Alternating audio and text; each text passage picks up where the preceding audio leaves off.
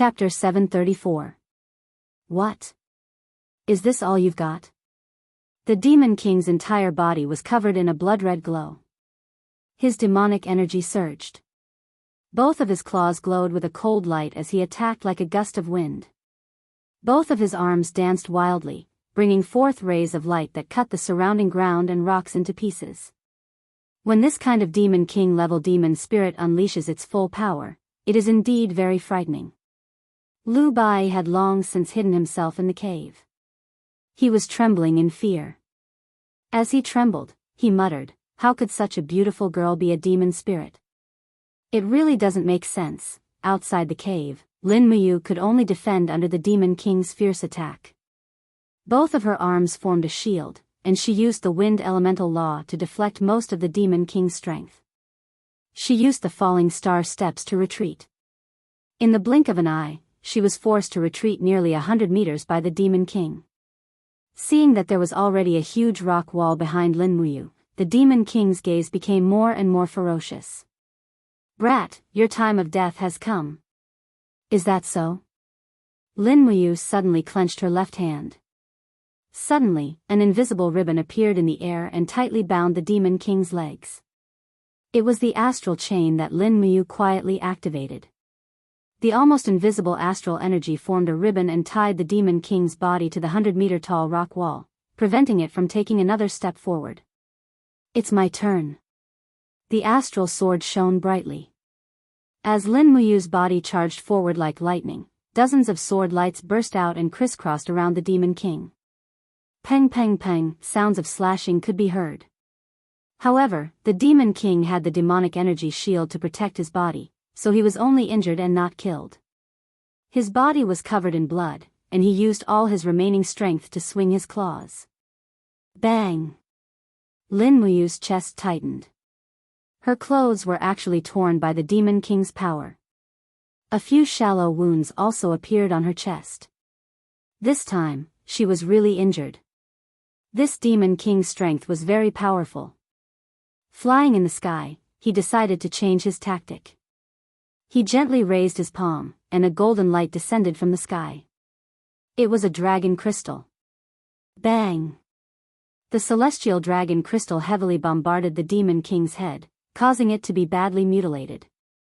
Lin Muyu did not stop. She summoned the remaining divine power in her body and kept summoning the celestial dragon crystal.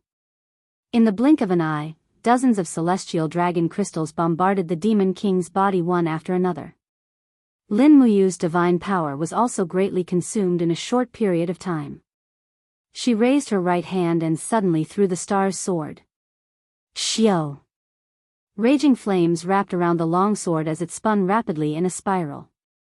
It was the dragon flame spiral slash from 100 meters away. Roar! The Demon King opened his mouth wide and roared. A blood-colored astral wall condensed in front of him to block Lin Muyu's fierce attack. However, how could he block it? The stellar sword easily broke through the astral wall and directly pierced into the Demon King's mouth.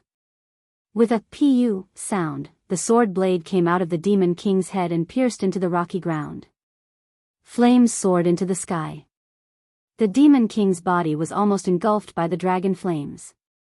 The demon spirit stone must not be burned, otherwise, the attack would be in vain. Lin Muyu floated to the ground and stepped on the frost. Everywhere she passed, frost covered the ground.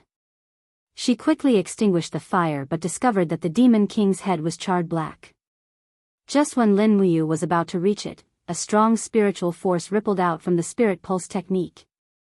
Not good, the Demon King was not dead yet. However, it was too late.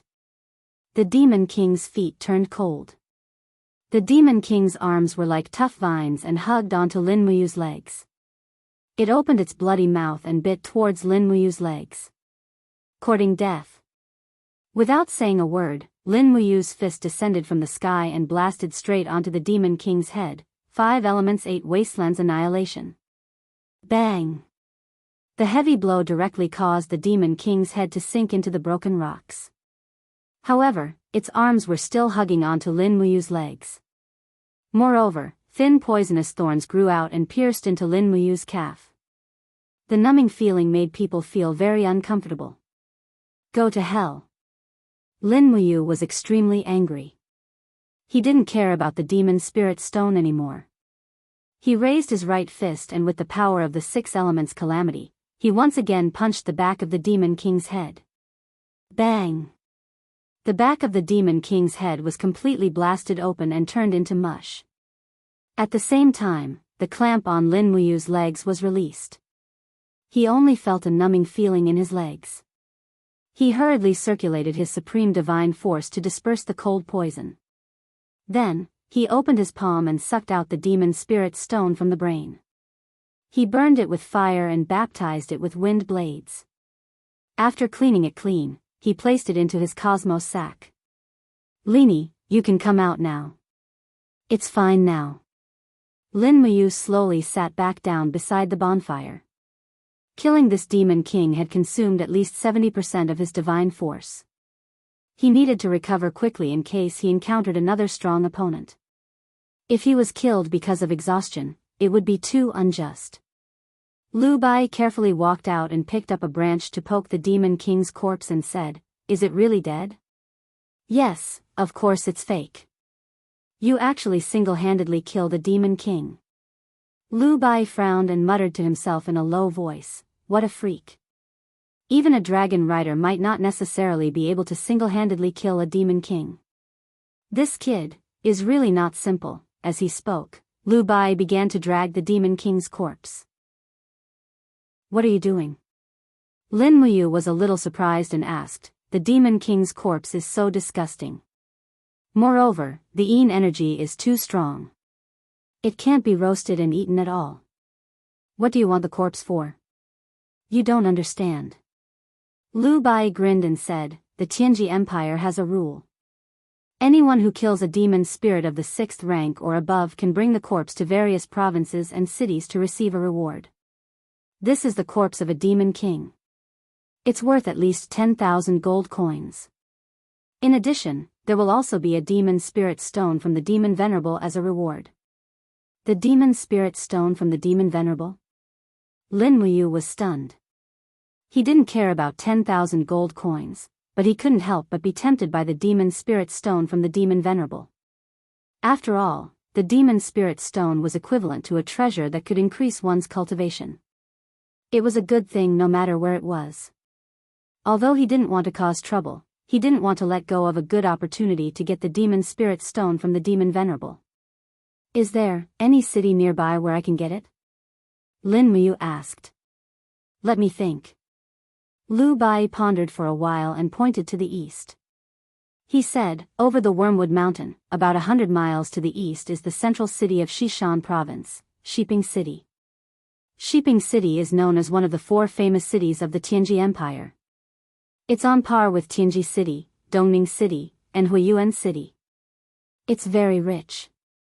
Probably only a famous city like Shiping City will have ready-made demon spirit stones from the treasury. If we go to get the reward, will we be targeted? Young hero, if you're worried about this, why don't I go to get the reward alone, and you follow me secretly? When we get out of the city, we'll split the money. What do you think?" Lu Bai's eyes were already filled with the luster of the gold coins. "No." Lin Muyu waved his hand and said, "If it's really a reward, I'll give you 10,000 gold coins. I'll take the demon spirit stone from the demon venerable." "Oh." Lu Bai was stunned. He said, "But, although the demon spirit stone is a good thing, the demon spirit stone of the demon venerable, demon king, and demon emperor is actually not very expensive. Why do you value it so much?" "Ah, the price is not high?" "Why?" Lin Muyu was confused. Lu Bai immediately smiled. Although refining the demon spirit stone can absorb the spiritual energy in the spirit stone and turn it into one's own, the spiritual energy in the demon spirit stone of the demon venerable, demon king, and demon emperor is too strong. After refining it, all the spiritual energy will leak out. It's already not bad for an ordinary cultivator to absorb 1 or 2% of the spiritual energy. I heard that even a sacred martial god can't completely refine and absorb the power of the demon spirit stone of the demon venerable in one go. Therefore, the price of the demon spirit stone of the demon venerable is actually not much different from that of the 5th and 6th grade. Most of them are only for the collection of the aristocrats. I see. Lin Muyu had some doubts in her heart. Not long ago, she refined the demon spirit stone of the 5th grade, but after she completely absorbed the spiritual energy in the demon spirit stone, her chi was only filled by 1/3. However, according to what Lu Bai said, even the top sacred martial god couldn't completely absorb the demon spirit stone of the demon venerable. From this, it could be seen that the degree of integration was not as good as hers. Why was this so? She was confused and couldn't figure it out. However, he didn't know that the Supreme Godhead was a gift from the heavens. Naturally, the amount and speed of the integration of spiritual energy was much higher than that of the other 4th grade godheads. Lin Muyu didn't know the magical effects of the Supreme Godhead, but she was also growing rapidly under the blessing of the Supreme Godhead. The two of them quickly decided to leave the Ai Chao Mountain at daybreak and head for Shiping City. At the same time, Lin Muyu also wanted to see how prosperous this legendary city, one of the 4 famous cities of the Tianji Empire, was. Know thyself and know thy enemy, and you will never be defeated. At daybreak, it started to rain. As a result, Lu Bai was completely drenched. However, Lin Muyu was different. With the protection of her divine power, the rainwater separated itself when it was 5 centimeters away from her body. She carried the demon king's corpse in one hand and climbed over the mountain in a much easier manner than Lu Bai. After walking for an entire day and night, they finally arrived at Shiping City early the next morning. After resting for a bit at an inn outside the city, they hired a carriage in the afternoon and loaded the demon king's corpse. Lu Bai drove the carriage into the city, while Lin Muyu maintained her original knight-errant attire and followed closely behind. This demon king was hunted by her with great difficulty, so she had to keep a close eye on the rewards. From a distance, the outer city walls of Shiping City were at least 30 meters tall. They were extremely majestic, and the bricks were all made of pure white marble. One could imagine how sturdy it was. Lin Muyu raised her head and looked at the walls. She could clearly see that there was a guard every 5 meters on the city walls. The guards were equipped with long swords and bows. In addition, there was a crossbow carriage every 10 meters. Each crossbow carriage could load 10 thick steel arrows at once, so its shooting power was definitely very powerful. What made Lin Muyu even more surprised was that there were also some lassos on the city walls. They were probably used to hunt targets in the air, right? That was the only way to think about it. Chapter 735. Shiping City could be said to be as prosperous as Lanyan City. Merchants and travelers were as numerous as the clouds and pedestrians weaved together. The moment she stepped into Shiping City, Lin Muyu had the illusion that this was simply a flourishing city. Of course, after meeting Su Chuan and the other dragon riders, Lin Muyu would no longer maintain this thought. The Tianji Empire was divided into different levels of governance. The distinction between nobility and lowliness was even stricter. Those who possessed absolute strength were even more cruel and merciless. They viewed human lives as nothing more than trifles. An extremely luxurious and majestic mansion was located in the center of Shiping City. It occupied an extremely large area and was as luxurious as a palace. This was the Shiping City Lord's mansion. It was also the residence of the provincial governor, Bai Ming-shuang.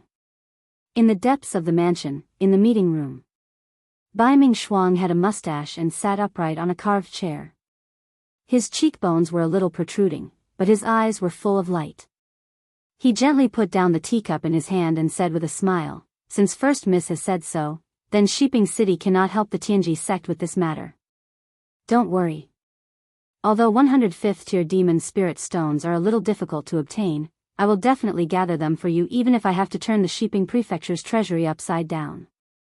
In front of him, a young girl dressed in green sat very calmly. Her delicate and jade-like face made people gasp in amazement at the miraculous creation of the heavens. The heavens and earth could actually create such a delicate and wonderful person. Then, thank you, Lord Governor. The young girl stood up and bowed elegantly. She smiled and said, "Then, I will return first and wait for the Lord Governor's news." "All right, First Miss, don't worry. Guards, send First Miss Seekong off." "Yes." A few guards waited respectfully outside the door. After the young girl left, her attendants also followed respectfully behind her. Although this was Shiping Prefecture, the young girl's eyes were filled with arrogance. It was as if she did not place Shiping Prefecture in her eyes at all. However, she indeed had the ability to be so arrogant. After all, she was Si Kong Yao, the only granddaughter of the Tianji sect leader, Si Kong Ming. She was simply the treasure of the entire Tianji sect. In the hall, Bai Ming Shuang was silent. Behind him, a middle-aged powerhouse with bright eyes said, "My lord, the Celestial Jewel sect is going overboard." They didn't even ask His Majesty and directly asked for something from Shiping City. "Humph, the Celestial Jewel sect Si Kong Yao is looking down on you." Forget it," Bai Ming Shuang shook his head and said, "Who asked her to be Si Kong Yao? That old fellow Si Kong Ming treats Si Kong Yao like the apple of his eye. The Tianji sect is the #1 sect in the empire and even the mainland. We can't afford to offend them. Even if they ask His Majesty will still order Shiping City to provide 100 demon spirit stones to her. Forget it, let's get someone to search the treasury. If they can't gather enough, then go to the Chamber of Commerce and buy them at a high price. In short, try your best to satisfy Si Kong Yao's requests. Don't bring unnecessary trouble to yourself." "Yes, I understand." At this moment, a guard's voice came from outside the hall. "Governor, there's someone outside who said he brought the corpse of a demon king and wants to receive a reward.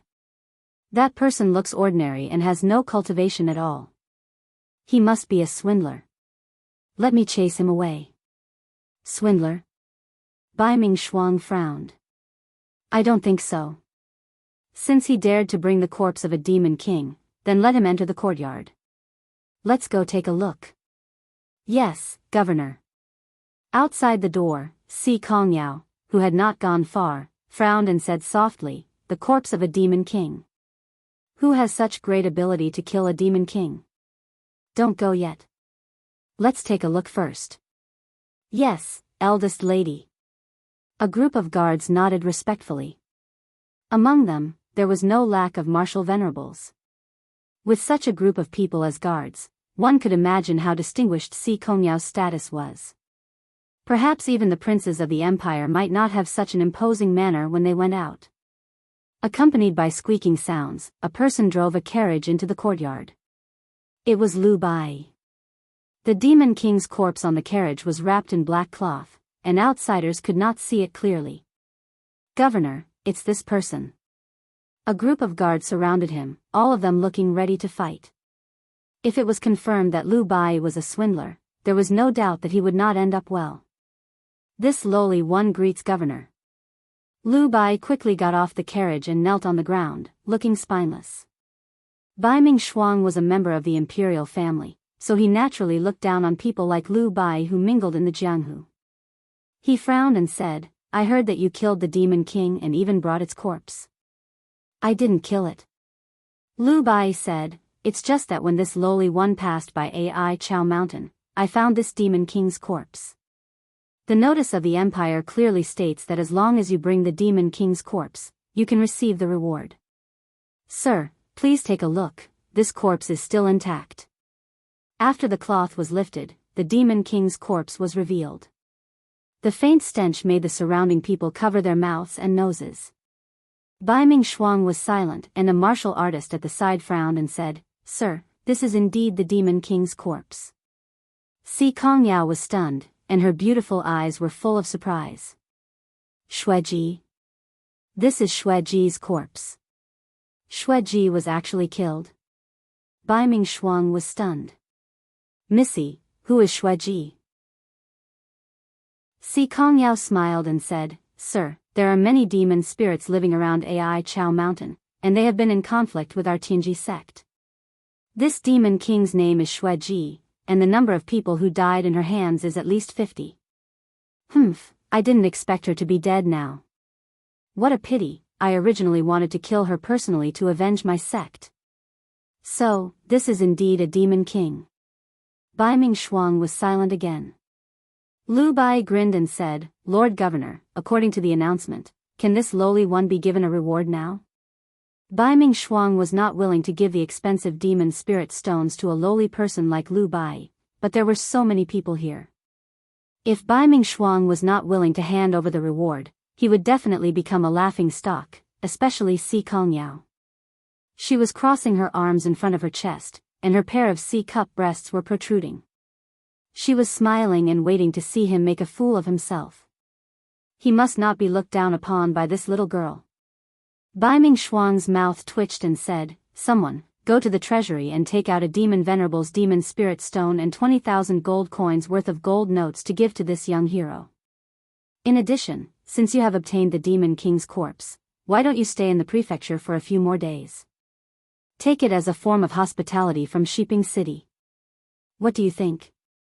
Lu Bai was not stupid. If he really stayed in Shiping Prefecture, he might not even be able to leave alive. He grinned and said, This is not very good. I'm just a commoner, so I won't disturb you. Moreover, my friend is still waiting for me. I'll go back after receiving the reward. If that's the case, all right then.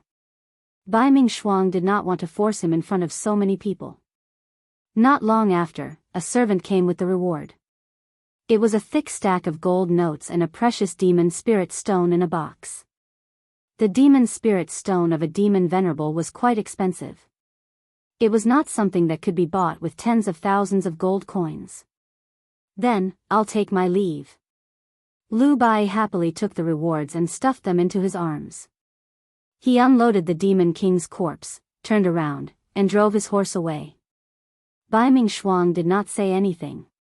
He only signaled his subordinate with his eyes. The middle-aged expert nodded and smiled. He turned around and walked towards the backyard. Miss Si Kongyao, I won't be sending you off. Bai Ming Shuang smiled. All right, thank you for your hospitality, Governor. Si Kongyao nodded and turned around to leave Shiping Prefecture. A group of subordinates followed closely behind. One of them asked in a low voice, Miss, where are we going now? Why don't we stay in Shiping Prefecture? Stay in Shiping Prefecture? Si Kongyao pouted. What's so fun about Shiping Prefecture? It's so boring. Besides, Bai Ming Shuang is a cunning old fox. I don't want to live under his nose. The guard smiled. I think that kid who took the demon venerable's demon spirit stone will not be able to leave Shiping City alive. Sooner or later, this demon spirit stone will return to Bai Ming Shuang's hands. The reputation of being the most miserly person in Xishan province is not just for show. Who cares? A hint of fatigue appeared on Si Kongyao's beautiful face. She said, Let's go. We'll find an inn to stay in first. I want to take a good stroll around Shiping City in the afternoon. Yes, miss. But the guards did not see the sly smile that flitted across Si Kongyao's beautiful face. At dusk, outside of Shiping City, at the 10-Mile Slope Inn. 10-Mile Slope was one of the 3 inns in the north of the city. The accommodation was considered cheap, so Lin Muyu chose this place. When Lu Bai drove the carriage into the inn, Lin Muyu, who was hiding among the pedestrians, quickly followed. She patted Lu Bai's shoulder and smiled.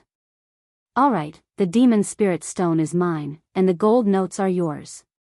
Lu Bai held the 20,000 gold notes in his hands.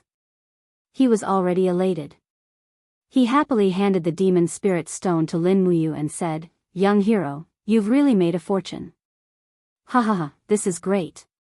I, Lu Bai, have finally made a name for myself. Let's see who in Qinghuang City still dares to look down on me, Lu Bai. Humph. When I return to Qinghuang City, I'll buy a big house with 4 entrances and 4 exits. I'll have 30 concubines, 1 every day, once a month. Lin Muyu said, There are only 28 days in February. What should we do? Lu Bai was stunned. He sat down on the cold stone floor of the inn's inner courtyard. Yes, what should we do? Huh, why think so much? Let's eat a good meal first. All right. In the blink of an eye, it was late at night. Lin Muyu and Lu Bai's rooms had all turned off their lights. Not only was Lu Bai exhausted, but even Lin Muyu felt that she needed enough sleep. The moonlight was like water. Apart from the sounds of a group of guests gambling in the inn's lobby, everything seemed to be so quiet. Shwa shwa shwa, 3 silhouettes appeared on the roof of the house. All of them had their faces covered, and the steel sabers in their hands glowed with a cold light. Chapter 736. That brat is staying here. Sky Room 1. We've already confirmed it, one of them said coldly. The other narrowed his eyes. That brat is just a piece of trash who doesn't know martial arts. I don't think he has even reached the Earth realm. Why do we have to waste so much effort? We can just charge in and kill him. Then, we can take the demon spirit stones and go back to report. No, it's not that simple. The Lord wants us to investigate this brat's identity. Also, we need to investigate the identities of all the people accompanying him. Someone who can kill a demon king is definitely not that simple. Yes, should we kill that brat or not? Kill. Then how do we investigate his identity? We'll investigate after we kill him. Okay. The 3 of them flipped over and landed on the ground of the courtyard nimbly like sparrowhawks. There were even waves of domain power rippling around them. That was the strength of a holy heaven realm cultivator. However, before the 3 of them could make a move, a woman's voice came from the forest in the courtyard. It was very clear and melodious. Stop. The 3 of them were stunned. They turned around and saw a girl in green standing in the air. It was Si Kongyao, who had gone to Shiping Prefecture during the day. Meddlesome. Let's attack together. Even though they knew Si Kongyao's identity, they could only pretend that they didn't know. If they couldn't complete this mission, the 3 of them would definitely be severely punished when they returned. They knew this very well. Are you guys looking for death? Si Kongyao suddenly smiled. She stood in the air and formed a pair of palms with her hands. Instantly, streams of frost energy swirled around her. It was extremely mysterious. The entire force field in the inner courtyard of the inn was immediately controlled by Si Kongyao. Sky full of frost. Si Kongyao shouted. The surrounding air seemed to instantly freeze. Among the 3, the Holy King Realm Cultivator's steel blade, which was surrounded by King's fighting flame, was instantly frozen. Si Kongyao moved like a butterfly. Her 5 fingers lightly flipped over and pressed on his chest. He instantly flew back while vomiting blood. He was actually defeated in just one move. Whoosh! A cold light flashed, and this was the attack of a divine heaven realm cultivator. It was extremely fast, and the blade was surrounded by King's battle flame. This simple blade seemed to be able to cut through everything in the world. Si Kongyao's beautiful face was filled with calmness. Suddenly, she stepped into the air, her small waist horizontally, maintaining her posture as if she was lying in midair. Coincidentally, she dodged the sharp blade. Raising her palm, she chopped towards the opponent's shoulder. Ice Profound Art's second form, Condensing Ice Blade. In the blink of an eye, a round of weapons appeared around Si Kongyao's palm. Bang! Under this heavy blow, one could even hear the sound of his shoulder blade breaking. Even a divine heaven realm expert was unable to withstand Si Kongyao's attack. Again? The 3rd person also arrived. Even though the 2nd divine heaven realm expert's shoulder had been injured, he still charged forward with his saber in hand. His expression was twisted with malevolence. If they couldn't kill Si Kongyao, they were going to die anyway. After all, they had already attacked the young mistress of the Tianji sect, so what could they do even if they went back? A single word from Si Kongming would be enough to kill them 10,000 times. As such, they could only kill Si Kongyao as this was their only way out. Hee hee, Si Kongyao let loose a peal of crisp laughter as she quickly retreated. The water vapor in the surrounding air was quickly manipulated by her, and a series of small icicles appeared around her. Seeing as you want to die, I'll fulfill your wish. Sikong Yao gently spread open her fingers, and her divine power surged forth. Countless ice spikes hurtled through the air around her, striking the oncoming duo like a torrential downpour. The ice spikes easily tore through their suits of battle armor, and it was as if the rain of ice had been transformed into a rain of blood. Even though this was a massacre, it still appeared to be quite graceful. Aria of the Frozen Rain was the least destructive of the ice profound arts, but it was also the most beautiful move. Bang bang, 2 corpses fell to the ground. Sikong Yao stood proudly in the air, her long hair fluttering in the wind. Her clothes fluttered slowly, accentuating her impressive figure. In the blink of an eye, only one of the 3 assassins from Shiping Prefecture was left, and it was a heavily injured one. He scrambled to his feet, knelt on the ground, and cried, "Young Mistress Sikong, we were wrong, we were wrong. Please spare my life, I won't dare to do it again. Please spare my life, young mistress. This lowly one will definitely be grateful to you for the rest of his life, go." Sikong Yao chuckled. The assassin turned and ran away. Sikong Yao raised her hand. Pfft! An icicle pierced straight through the assassin's chest. He slowly knelt on the ground with his face full of horror. "I didn't say I wouldn't kill you." The smile on Sikong Yao's beautiful face disappeared as she said, "An assassin will be killed one day. Do you think I'll give you the chance to go back and report to Bai Ming? Dream on. Do you think I'm a 3-year-old? As she spoke, Sikong Yao looked towards Lin Muyu and Lu Bai's room from afar. She couldn't help but frown lightly as she said, "I caused such a big commotion and they actually didn't feel it? You must be pretending. If you're not an idiot, you must be an otherworldly expert." In the room, Lin Muyu was lying calmly on the bed. He naturally knew about the battle outside, but he knew the outcome the moment it started. The strongest among the 3 assassins was only a divine heaven realm expert, while Sikong Yao was an ultimate god with at least 20th level grotto heaven realm cultivation. The outcome was very obvious. However, Lin Muyu did not plan to go out. After all, he knew Sikong Yao was here for the Demon King's corpse. The person Sikong Yao was looking for was the person who killed the Demon King Xueji, and that person was him. Once he admitted to it, he would probably get into endless trouble. At least for now, Lin Muyu did not plan to stand out in the celestial pole continent. He wanted to avoid trouble and gather more information.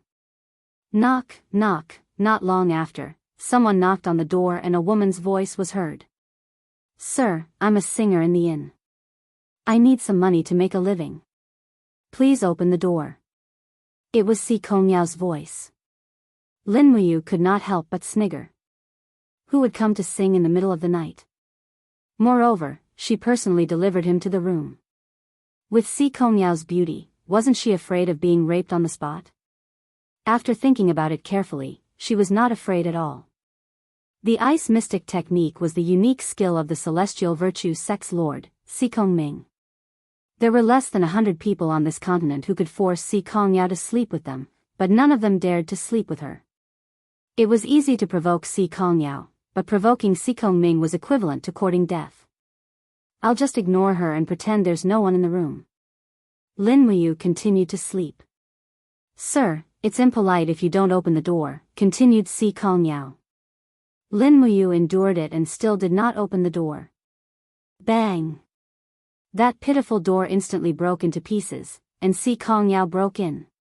She was holding a zither that she had snatched from who knows where, and said in a wrong tone, "Sir, do you want to listen to music?" A million curses ran through Lin Muyu's mind, and she said, "I'm tired, I want to have a good sleep." "Miss, there are some silver coins in the pouch on the table, you can help yourself." Sikong Yao was secretly angry. "You little thing, you think I can't catch you? Sir, you don't deserve a reward without doing anything. Are you really not going to listen?" "I'm not listening." Lin Muyu was about to fly into a rage. Sikong Yao sat on the stool without any trace of politeness, and maintained her ladylike demeanor. "If you really don't want to listen, this little girl still wants to sing. Lin Muyu was extremely vexed, and she turned her back to her and continued to sleep. Only the heavens knew what this girl was trying to do, but one thing was clear. She bore no hostility toward her, and that was because Lin Muyu could not sense any killing intent from her. Are you really not going to listen? Si Kongyao suddenly leaped up, raised the zither, and smashed it down toward Lin Muyu's head. As expected of a hot-tempered person, she had already attacked before the 10th sentence. Bam! The zither exploded, and Lin Muyu had her suit of battle armor on, so at the very least, the zither wouldn't be able to harm her. You really are an expert. Si Kongyao spun around in retreat, and her feet treaded through the air as frost energy revolved around her body. Come on, do it.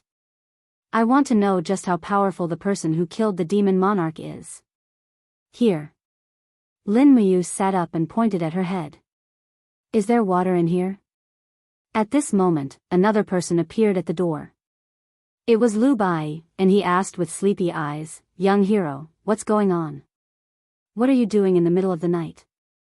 Huh, who is this beauty? Wow, you're flying.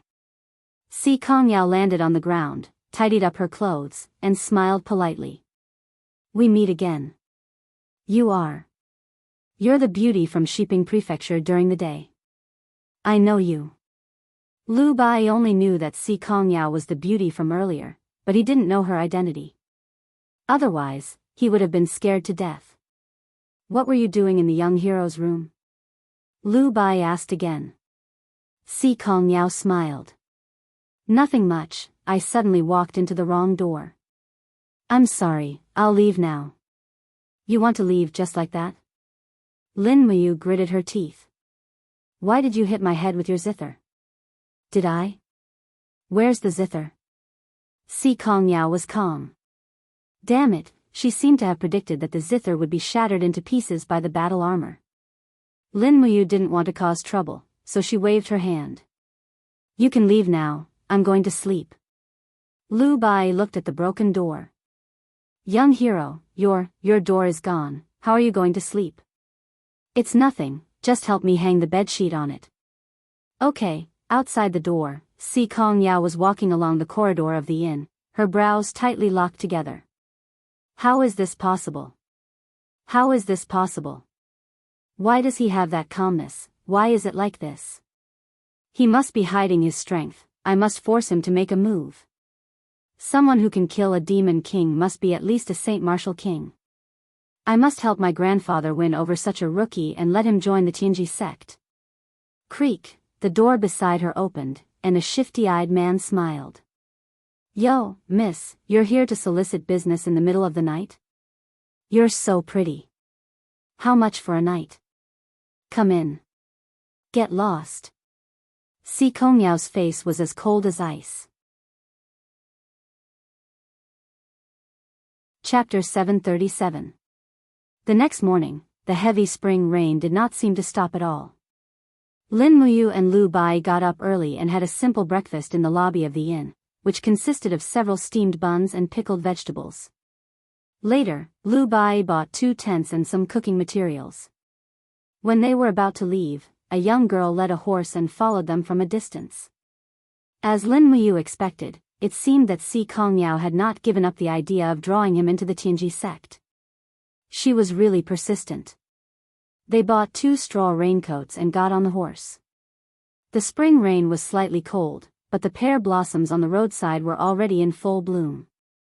It was snow-white, and the petals fell with the raindrops. The fragrance seeped into the soil, which was indescribably poetic and picturesque. Young hero, Si Kongyao is following us. Lu Bai reminded him in a low voice. Who cares? If she wants to follow us, let her. Okay. They went straight to the Tianji province.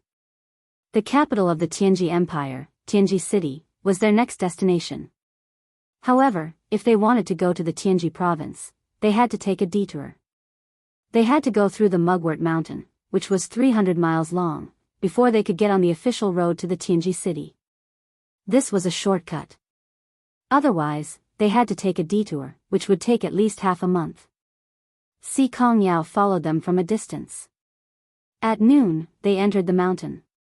Originally, Lin Muyu thought that Si Kongyao would turn back. After all, the Mugwort Mountain was not an ordinary place. It was not only full of all kinds of dangers, but also very difficult. However, Si Kongyao did not do that. She still urged her horse to follow them from a distance. Lu Bai finally could not take it anymore. He stopped his warhorse and asked, "First young Mistress Sikong, why are you following us like this? We're just two nameless brats. You're the first young mistress of the Tianji sect. Why are you so calculative with us?" Si Kongyao blinked her bright eyes and said, "We should go our separate ways." "Why do you say that I'm following you?" Lu Bai was stunned and actually had nothing to say. Lin Muyu smiled faintly and said, "Young Mistress Sikong, I'm just a nobody. I'm not interested in making a name for myself, so I won't join the Tianji sect. Please give up. A person who can kill a demon king is definitely not simple. How can someone like you be content with being ordinary?" Si Kongyao's lips curled up into a charming smile. "I don't believe it. Let's wait and see. If you want to follow us, then follow us. We can't stop you." "Humph, it's none of your business." Si Kongyao pouted and looked unhappy. Actually, ever since she was born, she was doted on by everyone. Everyone in the Tianji sect doted on her. However, Si Kongyao was extremely strong. She followed her grandfather Si Kongming and cultivated the most difficult ice mystic technique. In just a few decades, she actually made great progress. Furthermore, with the help of an endless supply of demon spirit stones, she stepped into the first heaven of the deity realm before the age of 20. It could be said to be a miracle. The strong-willed Si Kongyao naturally did not want to be seen as a spoiled young mistress. Therefore, when Lin Muyu revealed an expression of, "We won't take care of you," Si Kongyao's explosive temper was about to explode. The mountain road was difficult to traverse. By the time the sky turned dark, they had only crossed 2 mountains. Even the warhorses were so tired that they were about to foam at the mouth, let alone the people. Lin Muyu and Si Kongyao were still fine, but Lu Bai was on the verge of death and repeatedly asked for a rest. Lin Muyu looked at the surrounding terrain. After a while, she pointed to a distance and said, "Let's set up camp in the valley over there." "Okay." When Lu Bai led the horse over, Si Kongyao watched from afar. She could not help but feel a little surprised. That kid chose such a place to set up camp seemed simple, but in fact, there was a hidden secret.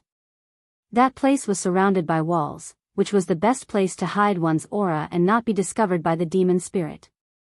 Even if one lit a fire, it would not be easily discovered. When attacked by beasts, one could easily defend against the cold and wind by leaning on the wall behind them. It was simply wonderful. "This guy, who is he?" Si Kongyao muttered to herself as she led her horse and walked over as well. The valley was very spacious and there were a few residents. They were swift wolves that were over 1,000-year-old spirit beasts. The Heaven's Pole continent also had these kinds of spirit beasts. Lin Muyu could not help but smile. "Dinner is prepared so quickly, not bad, Xiao." The demonic noise blade slashed out and a swift wolf fell to the ground. The other swift wolves were frightened by Lin Muyu's aura and ran away. He did not chase after them as he did not need to kill spirit beasts. After all, they were formed from heaven and earth's spiritual energy. Lu Bai took out a dagger and skinned the swift wolf and washed it with the water he brought. Then he used the iron pot to cook tonight's dinner. Soon, the pot of swift wolf meat emitted a faint fragrance. The swift wolf was of the fire attribute and its meat was very dry, but in this kind of cold spring night, the meat of the swift wolf seemed to be the most suitable food. Lin Muyu and Lu Bai sat next to the fire, while Si Kongyao stood, aloof, on a hill not far away. She looked over from afar as if she was afraid that Lin Muyu would suddenly disappear. Lu Bai scooped up a bowl of meat soup and gave a bowl to Lin Muyu. Then he said to Si Kongyao in the distance, "Young miss, come and eat. The early spring nights are very cold." Si Kongyao's voice was ice cold, I'm not hungry, you guys eat. Lin Muyu raised her head to look at her and said, "Bye, don't worry about her. We'll just eat." Okay. The two of them ate heartily. Si Kongyao watched from afar and couldn't help but swallow her saliva. Her beautiful eyes drifted over. Lin Muyu found this funny. She picked up the bowl of meat soup that Lu Bai had scooped up and a pair of chopsticks. She stepped forward and disappeared on the spot with a whoosh. In the next moment, she appeared in front of Si Kongyao. This was the teleportation ability of Void Step. "You really are a god," Si Kongyao said with a proud smile. Lin Muyu passed the meat soup in front of her and said, "Are you satisfied now? Can you eat? If I starve you, I'm worried that the Tianji sect will send people to kill me and Lu Bai. Moreover, how did you get rid of those tails of yours?" The corner of Si Kongyao's mouth rose and she didn't refuse. She took the bowl and chopsticks from Lin Muyu and said, "It's too easy to get rid of those people. I have 100 ways. Can you tell me your name now? I'm a savage from the mountains. I have no name and follow my master to cultivate. Lu Bai calls me young hero. You can call me that too. Isn't this too casual?" Si Kongyao couldn't help but curl her lips and say, "Everyone has their own name, but you don't. You're such a strange person." Lin Muyu shrugged, indicating that she didn't care. She pointed at the two tents that had just been set up in the valley and said, "I don't think you bought anything to set up camp. You can choose one of the two tents. Bai and I will squeeze in. This isn't too good, right?" "It's fine. Just treat it as my thanks to you." "Thanks?" Si Kongyao was confused. "What are you thanking me for?" "Thank you for helping me and Bai deal with the assassins from Shiping Prefecture last night. Otherwise, I'm afraid Bai and I would be on the wanted list of Shiping Prefecture very soon." "You know all about it?" Si Kongyao's small mouth opened wide. "If you don't eat now, the food will get cold." Lin Muyu didn't answer her question. She took a step forward and disappeared from where she stood. She once again appeared in the valley. Si Kongyao was dumbfounded. Anyone who had stepped into the immortal realm could shatter the void. There were so many sacred martial gods, sacred martial kings, and sacred martial venerables in the empire who could shatter the void. However, Si Kongyao had never seen someone who could shatter the void consecutively in less than 3 minutes. Perhaps her grandfather could do it? Who on earth was this kid? Filled with questions, she quickly ate the meat and drank the soup. She had been hungry for almost a day. Now that she had eaten this, she felt that it was the most delicious thing in the world.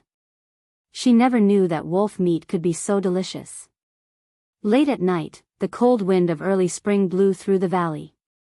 Si Kongyao went into one of the tents to rest. Lu Bai was also afraid of the cold, so he went into another tent. Only Lin Muyu didn't want to sleep. She floated up and landed on a pine tree on the cliff. She sat on the thick branch of the pine tree and took out the demon venerable spirit stone. Since she didn't want to sleep, she would try to refine this demon venerable spirit stone to increase her strength. Her cultivation in the 21st heavenly abode had been stagnant for a long time. She took out the fire of the refining cauldron and slowly refined the demon venerable spirit stone. However, this was a demon venerable spirit stone. It was not as easy to refine as a 5th-rank demon venerable spirit stone. Lin Muyu held the flame in her hand. After 2 hours, the demon venerable spirit stone's exterior finally began to disintegrate. It broke down into spiritual power particles the size of pomegranate seeds. Each particle contained a very rich spiritual power that could be absorbed. Lin Muyu closed her eyes and guided the supreme divine power in her body to fuse with the pomegranate seeds. She began to assimilate the power of the demon venerable spirit stone. Her left hand naturally and gently raised. A faint golden dark force flowed back. This was the power of the refining spirit art's 4th heavenly cultivation method, 1000 tempering 100 refinement. The power of the demon venerable spirit stone in her right hand slowly gathered in her left hand and flowed repeatedly. Every strand of energy circulated 3 to 5 times in the refining spirit art's mental cultivation method and automatically seeped into Lin Muyu's chi. That was the dark force that had been assimilated. Although she didn't say anything, Lin Muyu was ecstatic in her heart. The refining spirit art was indeed an exquisite mental cultivation method. It couldn't be better to use it to refine the demon venerable spirit stone. In the blink of an eye, another 2 hours passed. The pomegranate seeds in her right hand were almost used up. However, Lin Muyu's chi was almost full. It was about 95% full. What a terrifying supreme divine power stone. Even a whole demon venerable spirit stone couldn't fill up the chi completely. This kind of absorption power was too shocking. In the distance, a beautiful figure floated in the air. It was Si Kongyao. No one knew when she had come out. She stood in the air and quietly watched how Lin Muyu refined and absorbed the demon venerable spirit stone. The more she watched, the more shocked and confused she became.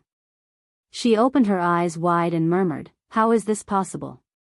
A person can actually refine a demon venerable spirit stone in one go. This is something that even my grandfather can't do." Chapter 738. Hu. After absorbing the spiritual energy of the entire demon spirit stone, Lin Muyu couldn't help but sigh and spit out a mouthful of turbid air. If the turbid energy within the demon spirit stone was not spat out, it would be harmful to the human body, even if one was a god. At this moment, Lin Muyu only felt that the divine power within her body had never been filled before. The opportunity must not be missed. Now was the time. Lin Muyu had already seen through Si Kongyao's peeping, but in her heart, she thought that although this Tianji sect's eldest daughter was ruthless, she only dealt with evil people and had no enmity towards her, so she just let her watch.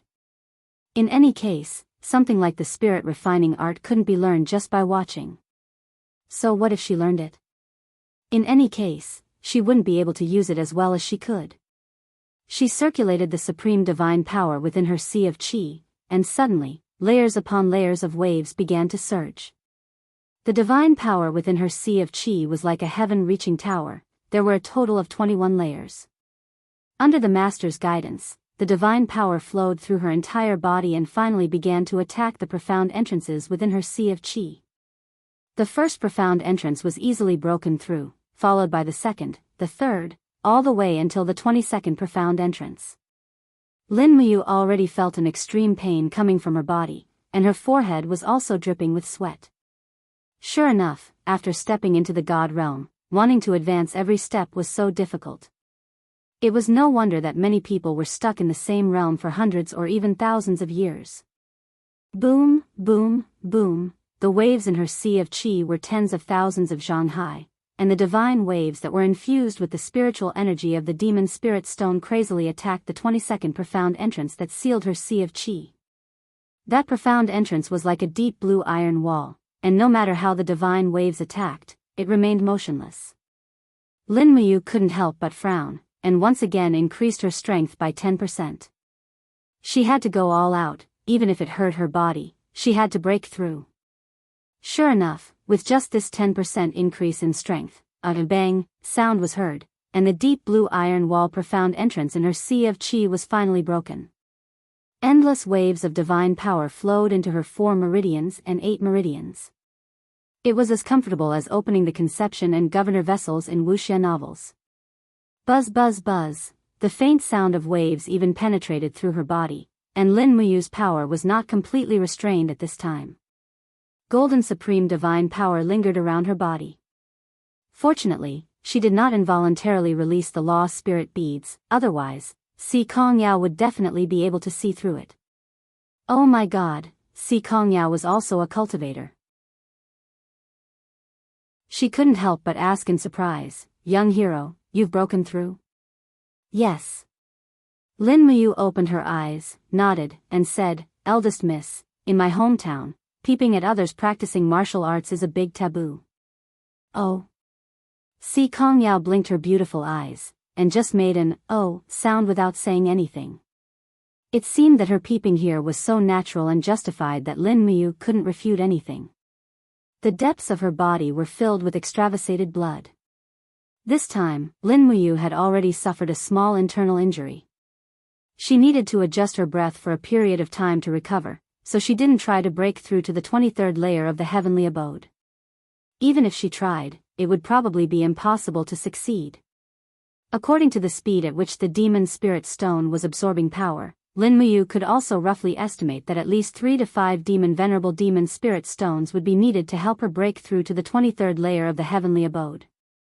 Moreover, the spiritual power in her sea of qi was currently extremely abundant.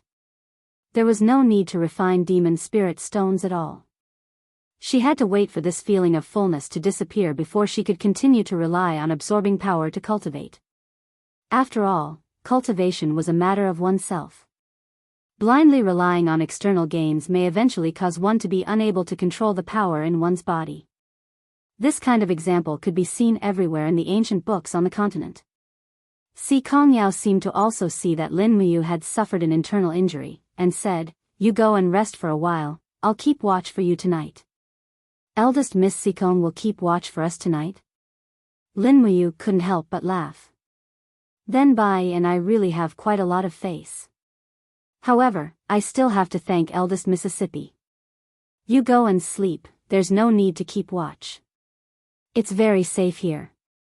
"It's hard to say."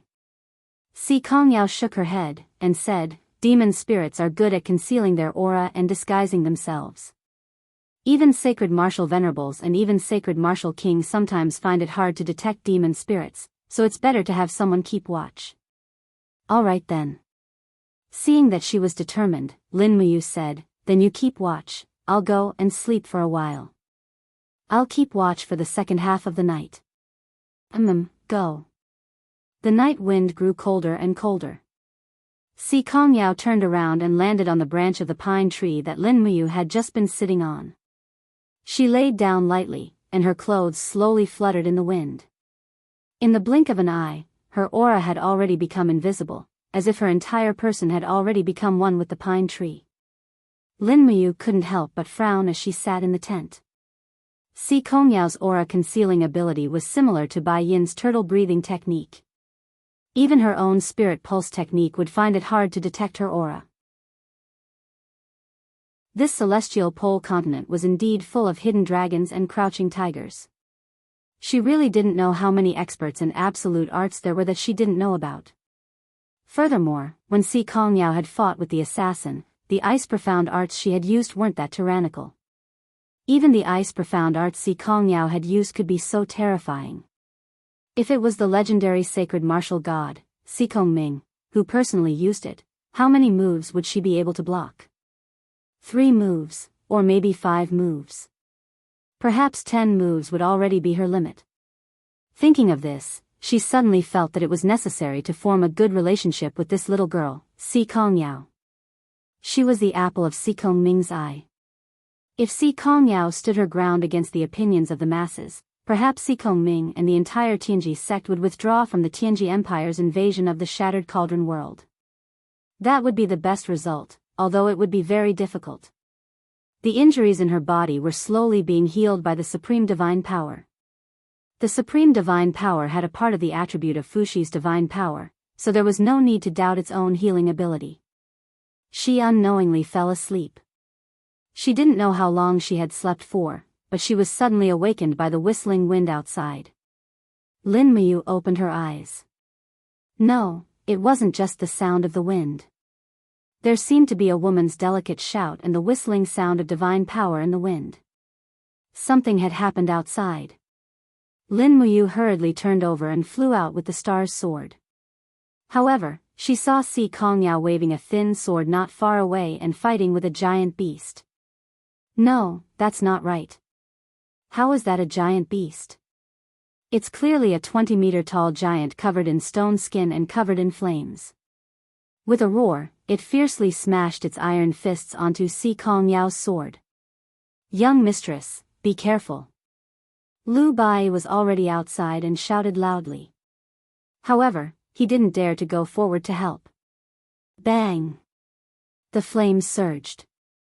The stone giant's huge iron fist blasted Si Kongyao and her sword away.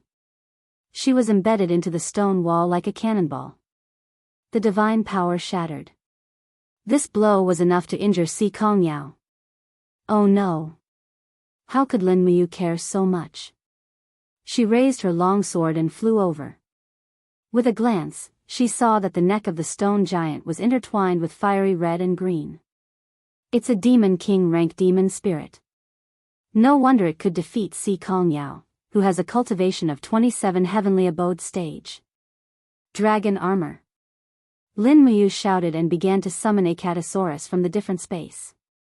She opened her arms, but after nearly half a minute, a Catasaurus finally crawled out from the different space. It disintegrated into dragon armor and attached itself to its master's body. Both of its hands held the sword, and with a shout, the two martial souls disintegrated into the seven luminaries' immortal sword. This is the most unusual thing about Lin Muyu.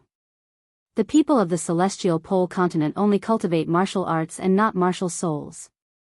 At this moment, Lin Muyu looked like a different species. What is that? Si Kongyao didn't get up from the rubble. She just watched as Lin Muyu entered her strongest battle state. She didn't even know what the shining sword that Lin Muyu summoned was. Shwa! The sword light swept across the sky and left a trail of flames on the stone giant's shoulder. However, its stone skin was too hard and couldn't be cut through. This was a very awkward problem. Roar! The stone giant demon king roared. Its fist turned into a phantom and flew over at lightning speed. Lin Muyu's figure retreated, and her boots abruptly stomped on a boulder. Using the momentum, she activated falling star steps and disappeared from her original spot in an instant. The stone mountain behind her was instantly flattened by the demon king's heavy punch, and the entire mountain that was 20 meters tall rolled down like a landslide. Lu Bai was so frightened that he hugged his head and shouted, "God bless me, this young man greets you." Boom! The iron fist came again, but it still only hit an afterimage. This time, Lin Muyu used Shatter Void. Her whole body instantly appeared on top of the stone giant's head. She held the star's sword and descended from the sky. Like a phantom, she launched a series of slashes from the stone giant demon king's head to its legs. Under the sword marks, Lin Muyu felt a chill in her heart. What a strong defense. This stone giant was simply invincible. Obviously, the destructive power of her level 22 grotto heaven was not enough to break through the stone skin that was as hard as iron. The divine power in her body had already been consumed by 1/3. She couldn't continue to attack like this. Shwa! The fist came again. Lin Muyu quickly retreated, but she was still hit by the wind from the fist. Pa! She slammed heavily onto the stone mountain. She was in a sorry state. When she raised her head, she saw the stone giant roaring. It actually opened its mouth. Lin Muyu's eyes lit up. She jumped up from the ground like a star and threw the sword in her hand. With a "pu" sound, the sword flew into the stone giant's mouth. Under the control of the sword technique, the inside of the stone giant's throat was almost instantly crushed. Buzz buzz buzz, Lin Muyu raised her arm and a blazing sun condensed in her palm, Star's Art's purple sun. No! Among the rubble, Si Kongyao suddenly stood up and shouted, "Don't kill it." That's my dummy, but the wind was too loud, and the stone giant demon king's roar was even louder. Lin Muyu couldn't hear it at all. She held the power of the purple sun and blasted it straight into the demon king's mouth. The next moment, the purple sun exploded, and almost half of the stone giant's head was blown off. Boom! The huge body fell to the side of the valley, and the dust flew everywhere. Lin Muyu turned around and asked with concern, "Miss Sikong, what did you say just now?" "I didn't hear it." "Are you okay?" Si Kongyao's tears flowed out of her eyes. She was angry and regretful, but it was too late. There was no medicine for regret in this world. Chapter 739. Dummy? Lin Muyu stood on the head of the stone giant demon king's corpse and asked in confusion, "What happened?"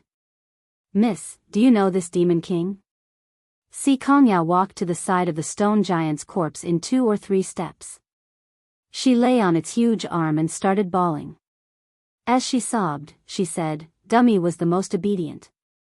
He did whatever I wanted him to do. I just wanted to test your strength. I didn't think that you would actually kill Dummy. Dummy was so kind, but you actually killed him." Lu Bai walked forward and whispered, "Young hero, you might not know this, but I've heard some rumors before. Some rich people would raise demon spirits, and the Tianji sect's main altar raised a stone giant demon spirit. It has already cultivated to the Demon King realm. It seems to be true, but when it comes to you, the legend has already ended. How would Lin Muyu know that this Demon King was raised?" She felt a little guilty and said, "Miss Sikong, I'm sorry. I didn't do it on purpose. I was just worried that it would hurt you, so I didn't hold back." Si Kongyao cried her eyes out and said, "I don't blame you. I only blame myself for acting smart and harming Dummy instead." "Then, what do we do now?" Lin Muyu looked at the Demon King's head. The demon spirit stone seemed to be calling out to her. Although this dummy was raised by the Sikong family, it would be too wasteful to ignore the demon spirit stone. Si Kongyao wiped her tears and said, "I want to bury Dummy." "Bury?" Lin Muyu was stunned. "How are you going to bury a body that weighs over 100 tons? Even if you dig a hole, it shouldn't be so big." "I don't care. I want to bury it anyway." Si Kongyao cried and threw a tantrum. At this time, she finally looked like a young girl, willful and unreasonable. "All right, bury it then. How do you want to bury it?" Lin Muyu was in the wrong and naturally couldn't be too forceful. She could only accommodate her. Si Kongyao wiped her tears and said, "I'm going to cremate it." "Cremation?" Lin Muyu felt dizzy. Whether the body of this stone man could be burned was another matter. Even if it was burned, there would be residue left. How could she cremate it? Where was it buried? There were rocks everywhere in this valley, and there was only a little soil on the ground. There was no way to dig a hole. After saying that, Si Kongyao turned around and flew up, her long hair messy in the air. "Where are you going?" "I'm looking for firewood," Si Kongyao said quietly. The sadness on her face did not recede at all. It was true that Si Kongyao cultivated the ice mystic arts of the ice elemental precept. She did not have much attainment in the fire elemental precept. It was impossible for her to rely on the fire elemental precept to burn Dummy's corpse. "Then come back early. We'll stay here and guard Dummy's body," Lin Muyu said. "Yes." Si Kongyao nodded. A flash of lightning flashed in the air. She had already teleported away. "Now, what should we do?" Lu Bai muttered to himself. His face was full of an unfathomable expression. "What else can we do?" Lin Muyu said lightly, "Do things according to our own rules." After saying that, he stretched out his hand and gently grabbed at the air. He directly absorbed Dummy's demon spirit stone into his hand and put it into his chinkuan bag. Then he looked at the body of the stone giant. The stone skin seemed to be slowly cracking, forming pieces of benzene about a meter in diameter. Lin Muyu had seen how hard Dummy's stone skin was. Even the star's sword infused with his supreme divine power couldn't split it. It was imaginable how hard it was. It was probably even harder than a 10,000-year-old dragon armor. It was worthy of the Demon King's defense. His heart was moved. If this benzene piece was used as a shield, what else could pierce through it? When two armies confronted each other, whether it was spears, swords, arrows, or crossbows, they would probably be helpless against this kind of iron wall. He opened the chinkuan bag and swept around Dummy's body like a whirlwind. He put the stone skin armor into the bag one by one. He counted in his heart. When he finished picking up all of them, he got about 400 hard stone skin armor. He was in a very good mood. Lu Bai was stunned at the side. He said, "Young hero, this dummy is Si Kongyao's pet. It's fine to kill him. But you still did this. Can you face your own conscience?" "If conscience can make a meal, I will definitely not let it down." Lin Muyu's voice was very calm. He smiled and said, "My conscience has always been towards my own people, not towards my enemies. Si Kongyao is destined not to be one of us." "Why?" Lu Bai was stunned. Lin Muyu patted his shoulder lightly and said, "Some things, you will naturally understand in the future. Don't ask. The less you know, the better it is for you. It's best if you don't know anything. Bai, take a step back. I want to burn Dummy's body." "Oh," Lu Bai quickly retreated. Lin Muyu flew up and stopped in midair. Looking at the huge corpse of Dummy, he couldn't help but frown. He opened his palms slightly, and suddenly, a fire elemental spirit pearl appeared between his palms. In the next moment, raging flames descended from the sky and began to devour Dummy's body. The sovereign persona had the ability to control all elemental laws. The intensity of the raging flames that Lin Muyu summoned was in no way inferior to the power of a fire elemental master god. In addition, after Dummy's death, his body had lost the protection of spiritual power. His defense was completely incomparable to when he was alive. In an instant, the fat and other substances in his body began to burn, and the flames soared into the sky. In just the time it took for a joss stick to burn, the 100-ton Demon King tier stone giant was reduced to ashes on the ground. Even its bones were burned by Lin Muyu. The whole valley was filled with an unpleasant smell. Lu Bai covered his nose and frowned. He didn't even have the mood to talk. Lin Muyu raised his sword and continued to take Dummy's demon spirit stones. She had to do something for it. The blade of the sword glowed with the light of stars, and with a peng peng peng sound, a large pit was blasted on the rocky ground. Then, she summoned the wind elemental spirit pearl, and a strong wind swept Dummy's ashes into the big pit. In the blink of an eye, the big pit was already a pile of ashes. At this time, the sun rose from the east, and the sky was bright. A huge black shadow flew in the sky. It was Si Kongyao. She was holding dozens of vines in her hands, and she was carrying a large bundle of firewood that didn't match her size at all. This shocked Lin Muyu and Lu Bai. Si Kongyao had brought dozens of tons of firewood. There was probably nothing in this world that Si Kongyao didn't dare to do. Originally, they thought that she was just being unreasonable, but now it seemed that she really meant what she said. She really wanted to cremate Dummy's body. Bang! The huge bundle of firewood fell in the valley. Si Kongyao stood in the wind blankly and asked, "Where's Dummy?" "I helped you cremate it." Lin Muyu pointed to the big pit at the side and said, "There's still a fingernail that hasn't been burned. Do you want to keep it as a memento?" "No need." Si Kongyao's eyes were full of confusion, and said, "Where did you get the firewood to cremate Dummy?"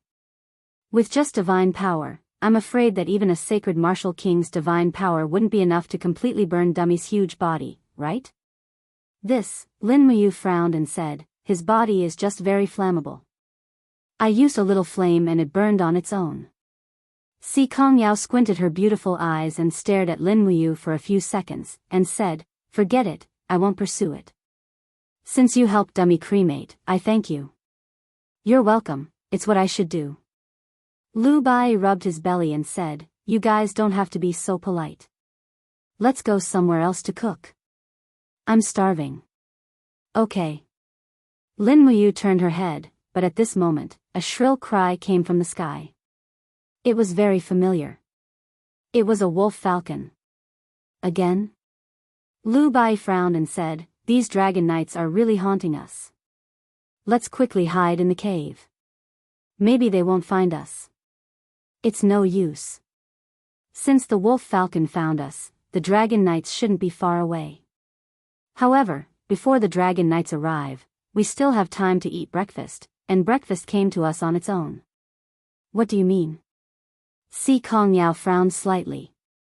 She couldn't hear what these two were saying at all. "Just wait for your delicious meal, Miss Sikong." Lu Bai smiled obsequiously.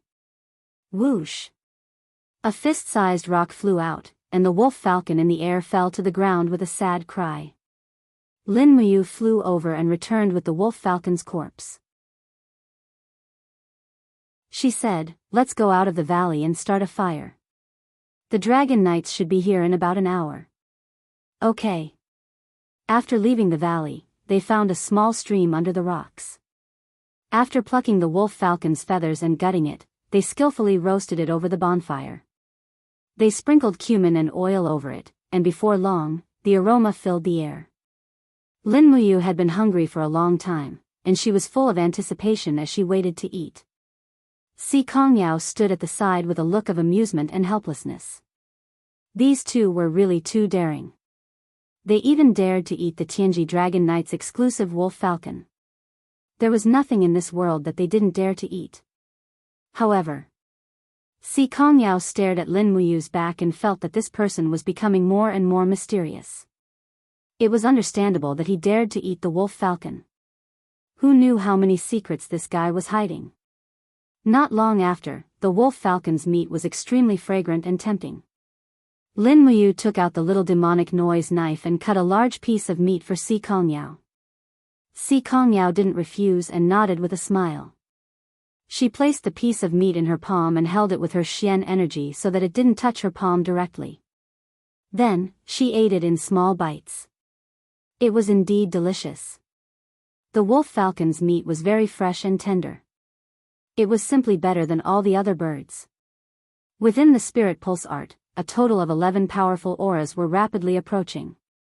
Lin Muyu naturally knew who they were, but since she couldn't hide, there was no point in hiding. She took the opportunity to eat and sleep before fighting. The demonic noise knife spun and cut off pieces of extremely tender meat from the wolf falcon's leg. She ate nearly 1 kilogram of meat in one go. She patted her stomach. Half full, it was time to act. Roar, roar, roar. Following the roar of the giant dragon, black figures pierced through the clouds and descended from the sky. Chapter 740. In the sky, 11 enormous figures formed an invisible pressure on the ground, making it hard for people to breathe. This time, a total of 11 dragon riders had come. One of them was a dragon rider general, a person with a penetrating scar on the left side of his face. It was most likely a scar that had been left behind after being shot by a sharp arrow. He looked to be around 40 years old, and his chin was covered in short stubble. His gaze was intimidating, and he wore a symbol of 4 golden stars and a red cloud on his chest. The symbol of 4 stars signified that he had already obtained the title of Sacred Martial King on the Celestial Pole continent, while the red cloud was the symbol of the Tianji Empire. Lei Wen, one of the 21 dragon riders of the Tianji Dragon Riders, was a Saint Martial King. His muddy fire blade had swept through many experts within the empire, making his name known throughout the world. Now, he had received an order from the headquarters of the Tianji Dragon Riders to lead 10 dragon riders to kill a sword-wielding ranger. Now, he had finally found him. However, when Lei Wen's gaze fell on the bonfire under the cliff, he couldn't help but tremble. He was furious. These 2 brats actually killed the wolf falcon. On the ground, Lin Muyu stepped on the early spring grass and walked forward step by step. She raised her head to look at the dragon riders in the sky and said, "You guys have come again and again. Are you done yet? You're the one who defeated Hu Yin." Lei Wen's voice was filled with dignity. "That's right, it's me." "You killed the wolf falcon as well?" "That's right." "You have a good appetite." Lei Wen's gaze turned cold, and he became especially ferocious. "Do you know how to write the word death? Only death awaits those who challenge the Tianji Dragon Riders. I don't care who you are. Today, this will be your burial ground." "Is that so?" Lin Muyu raised her head to look at him. She didn't fear death, and her aura didn't lose out at all. Aura was a part of the domain. At this moment, Lei Wen was secretly shocked. Just who was this young man to be able to compete with his aura when he was riding a dragon? At this moment, a beautiful girl walked out from the forest. It was Si Kongyao. She had a faint smile on her face and said, "Uncle Lei Wen, long time no see." Lei Wen was stunned. "See? Young Miss Si Kong, why are you here?" Si Kongyao smiled. I came out with 2 friends to travel around the world. These 2 are your friends? Yes. How is that possible? Lei Wen's eyes were filled with disdain towards Lin Muyu and Lu Bai. His face was filled with a look that said, "Who is Miss Si Kong Yao, and why would she hang out with these 2 lowly people?" Miss Si Kong, these 2 have injured Hu Yin and Li Ku, the 2 dragon riders. They are openly provoking the Tianji dragon riders, which is equivalent to provoking the Tianji Empire. Even if they are friends of Miss Si Kong, this humble one, Lei Wen, cannot be biased. Really? Si Kong Yao narrowed her eyes. What if they are from the Tianji sect? Was Uncle Raven going to do something to them? If Uncle Raven did something to the Tianji sect, and Grandpa found out about it, would he punish you? Lei Wen's face flashed with a trace of horror. Si Kong Ming, these 3 words were the supreme existence in the hearts of the Empire's warriors. Even the Imperial Marshal, one of the 5 divine martial gods, Bai Ming Huan, was respectful to Si Kong Ming, not to mention a mere dragon rider like him. However, if he were to admit defeat like this, he would probably become a laughing stock. Not to mention that Lei Wen was leading 10 dragon riders to carry out a mission from the headquarters. If he returned without any results, he would not be able to explain it to his superiors. The muddy fire saber in his hand began to hum, as if it was already anticipating a battle. Lei Wen said with a fake smile, "I have to give face to Miss Si Kong. Since these 2 people are from the Tianji sect, wait." Lin Muyu raised her eyebrows. "I am just an idle person, not from the Tianji sect." "Oh." Lei Wen smiled, "Then it's even easier." Si Kong Yao stomped her feet in anger and stared at Lin Muyu. You want to anger me to death? Are you a pig?" Lin Muyu naturally knew what Si Kong Yao was thinking. She wanted to pull her into the Tianji sect, but this was absolutely impossible. Once she joined the Tianji sect, she would not be able to control herself. She, the Qin king of the Shattered Cauldron world, would not know how to stand in the Qin Empire in the future. Lei Wen raised his blade and shouted, "Spread out. Surround this place. Don't let anyone escape. Today, I want the corpses of these 2 brats to lie on the ground. How dare they challenge the dignity of the Tianji dragon riders? You 2 must have eaten the guts of a leopard." "Wait!" Si Kong Yao cried out and stood in front of Lin Muyu. "Uncle Lei Wen, these 2 have yet to join the Celestial Mystical Sect. Now that I've promised them that they will become the Celestial Mystical Sect's distinguished guests, even if they're not from the sect, I won't allow anyone to bully them. Uncle Lei Wen, are you not going to give face to the Celestial Mystical Sect? Honored guests?" Lei Wen was stunned. "I remember that the Tianji sect's honored guest last time was General Zhang Cheng, one of the 5 martial saint gods of the empire. Why did they invite these 2, honored guests this time? Anyway, they are honored guests of the Tianji sect. Touching them is equivalent to becoming an enemy of the Tianji sect." Si Kong Yao quickly made her position clear. Lei Wen smiled, "Miss Si Kong Yao, although the Tianji sect is respected in the empire, we, the Tianji dragon riders, carry out His Majesty's orders. I respect the Tianji sect and Lord Si Kong Ming, but please respect the Tianji dragon riders as well. Don't make it difficult for me. How can these 2 clowns be honored guests of the Tianji sect? Don't deceive yourself, Mississippi." Si Kong Yao was anxious. She stamped her feet and said, "What do I have to do for you to let them go?"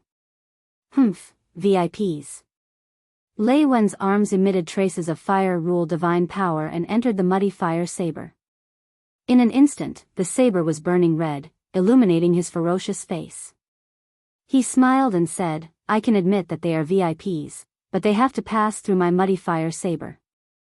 Otherwise, how can they be worthy of being VIPs of the Tianji sect?" Si Kong Yao was silent. Lin Muyu's body was surrounded by an invisible whirlwind. She rose into the air and stood at the same height as Lei Wen. She looked at him and said, "Then, what do I have to do to pass your muddy fire blade? As long as you can survive 20 moves from my muddy fire blade, Lei Wen will let you go. How about it?"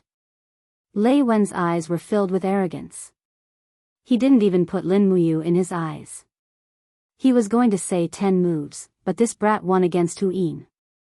Even if it was a trick, he must have some ability. So he said 20 moves. Lin Muyu was also angry. After talking so much nonsense, she had already recovered 90% of her divine power. This Lei Wen's aura was completely exposed. He didn't hide it at all. Under the detection of the spiritual pulse technique, he was at the 34th grotto heaven level. If he was only at the 34th grotto heaven level, he would have a great chance. Plus, Lei Wen was so arrogant. It was time to suppress him. Alright, 20 moves. Come. The flames of the muddy fire blade soared. The dragon Lei Wen was riding on also let out a roar. Its whole body was covered in flames. It was a fire dragon with extraordinary power. Lin Muyu secretly thought to herself. When fighting Lei Wen, she still had to be careful of the fire dragon's bite and dragon's flame.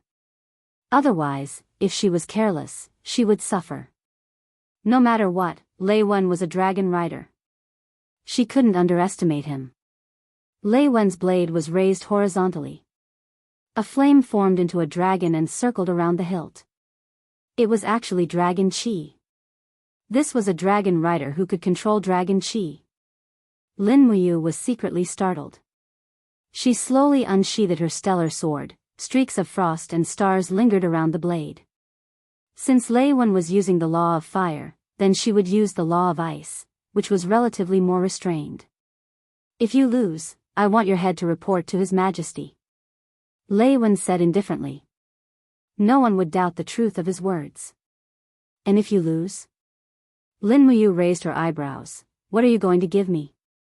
If I lose? Lei Wen laughed out loud. What a joke. You think I will lose to you? What if? Lei Wen frowned. If I lose, I, Lei Wen, will give my life to you. Why would I want your life? If you lose, I want this fire dragon of yours. What? Lei Wen was startled. You want my Qi Yan? So this dragon's name was Qi Yan. Lin Muyu nodded and smiled. What, you don't dare to bet? Let's bet. You're just courting death. With a furious roar, Luan rode his dragon and charged forward. With a slight tremble of his long blade, the air seemed to be engulfed by raging flames. In an instant, he slashed out nearly 10 flaming blade lights. The power interweaved together, as if wanting to vaporize everything in the world. As expected of a dragon rider. With just a single move, it could be seen that he was much more skilled than Hu Yin, Li Ku, and the other dragon riders. However, Lin Muyu was even faster. Without a dragon mount, he was able to deal with it easily. His body was like a fish in the sea as he weaved through the blade auras.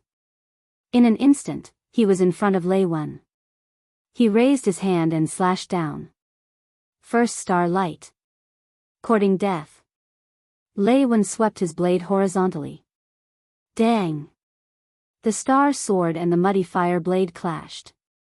It was obvious that the muddy fire blade was also a saint weapon, and its soul refining power was not much inferior to the star sword. A total of 34 heavenly caves swept over. Lin Muyu could not help but be shocked to the point that he was rooted to the ground. Below him, the flames surged. It was the fire dragon turning its head to bite and devour. Pooh! The air seemed to suddenly explode. Lin Muyu's movement speed was extremely fast, and he retreated dozens of meters in an instant. He did not plan to take a defensive stance at all. Facing a powerful dragon rider, he chose to attack. That's right, attack is the best defense. That was what everyone said. Clang, clang, clang, sparks continuously flew in the air. In just a few seconds, Lin Muyu slashed out 7 or 8 times. Every slash was filled with supreme divine power, and his body was surrounded by the energy of the jade snow ice. The more Lei Wen fought, the colder he became. His body and arms were covered in a layer of frost. This brat was like an iceman from purgatory. The surroundings were extremely cold, and this kind of ice law divine power was the power that Lei Wen hated the most. His movements gradually became slower and slower. Lei Wen's temperament also became irritable, and he no longer had any method to fight.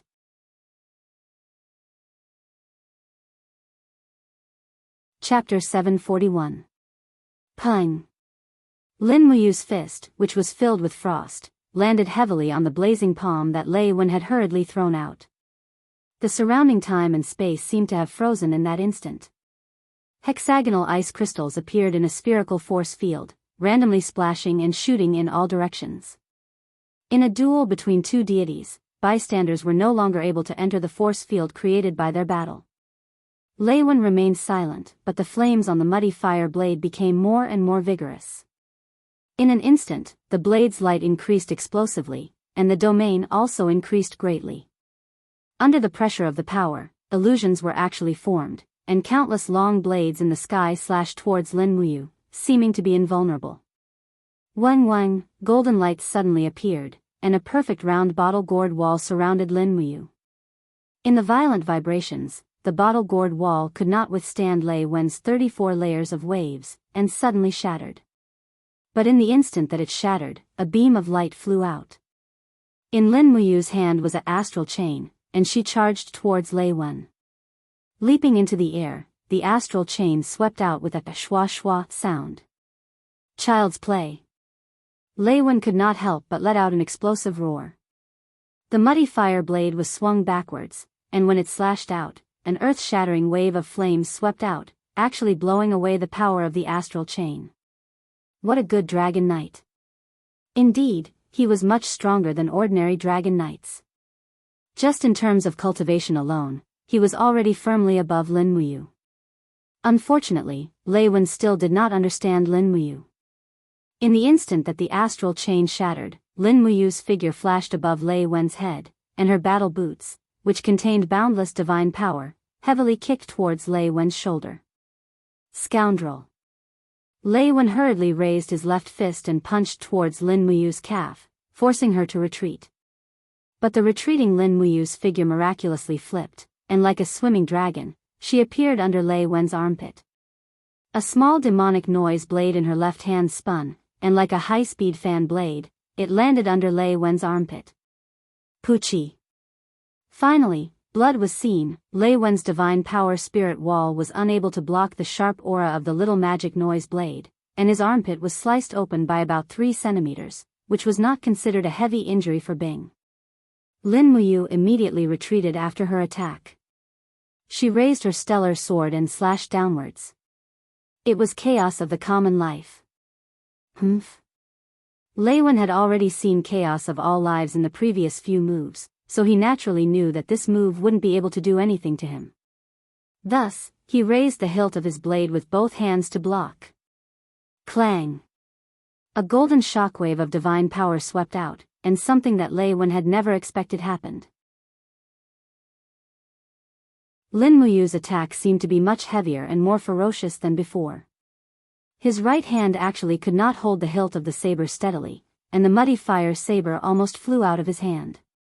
Meanwhile, Lin Muyu's sword slashed diagonally at his shoulder, directly cutting into his armor. Fresh blood spurted out. Lin Muyu's body was in the air. As long as he used a bit of strength in his arms, it would be enough to cut off Lei Wen's right arm. However, he did not do so. Killing a dragon rider like Lei Wen here was completely meaningless, and it would also create a powerful enemy for himself. It was also at this moment that Lei Wen fiercely tugged on the dragon's reins.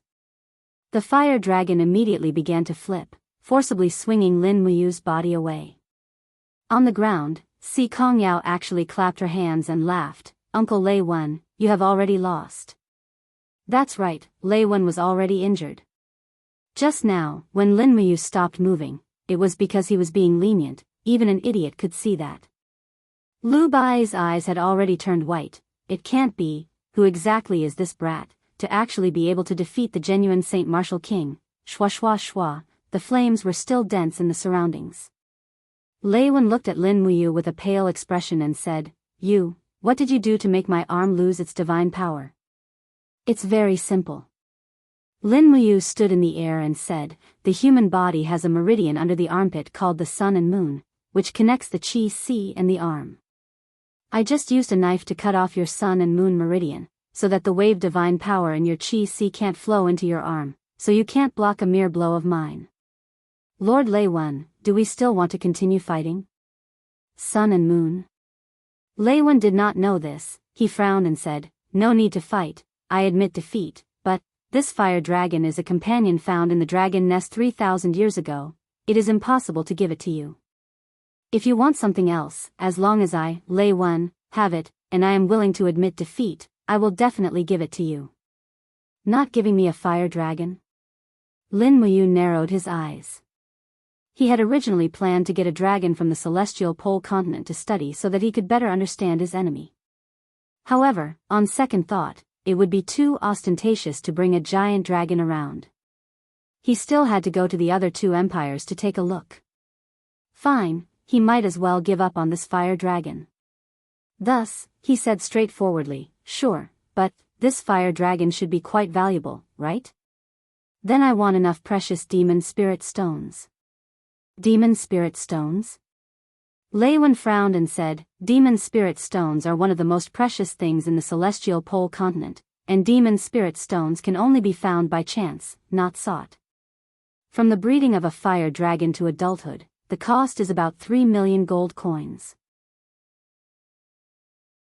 How about this? I will give you 3 million gold coins in gold notes. Is that okay? No.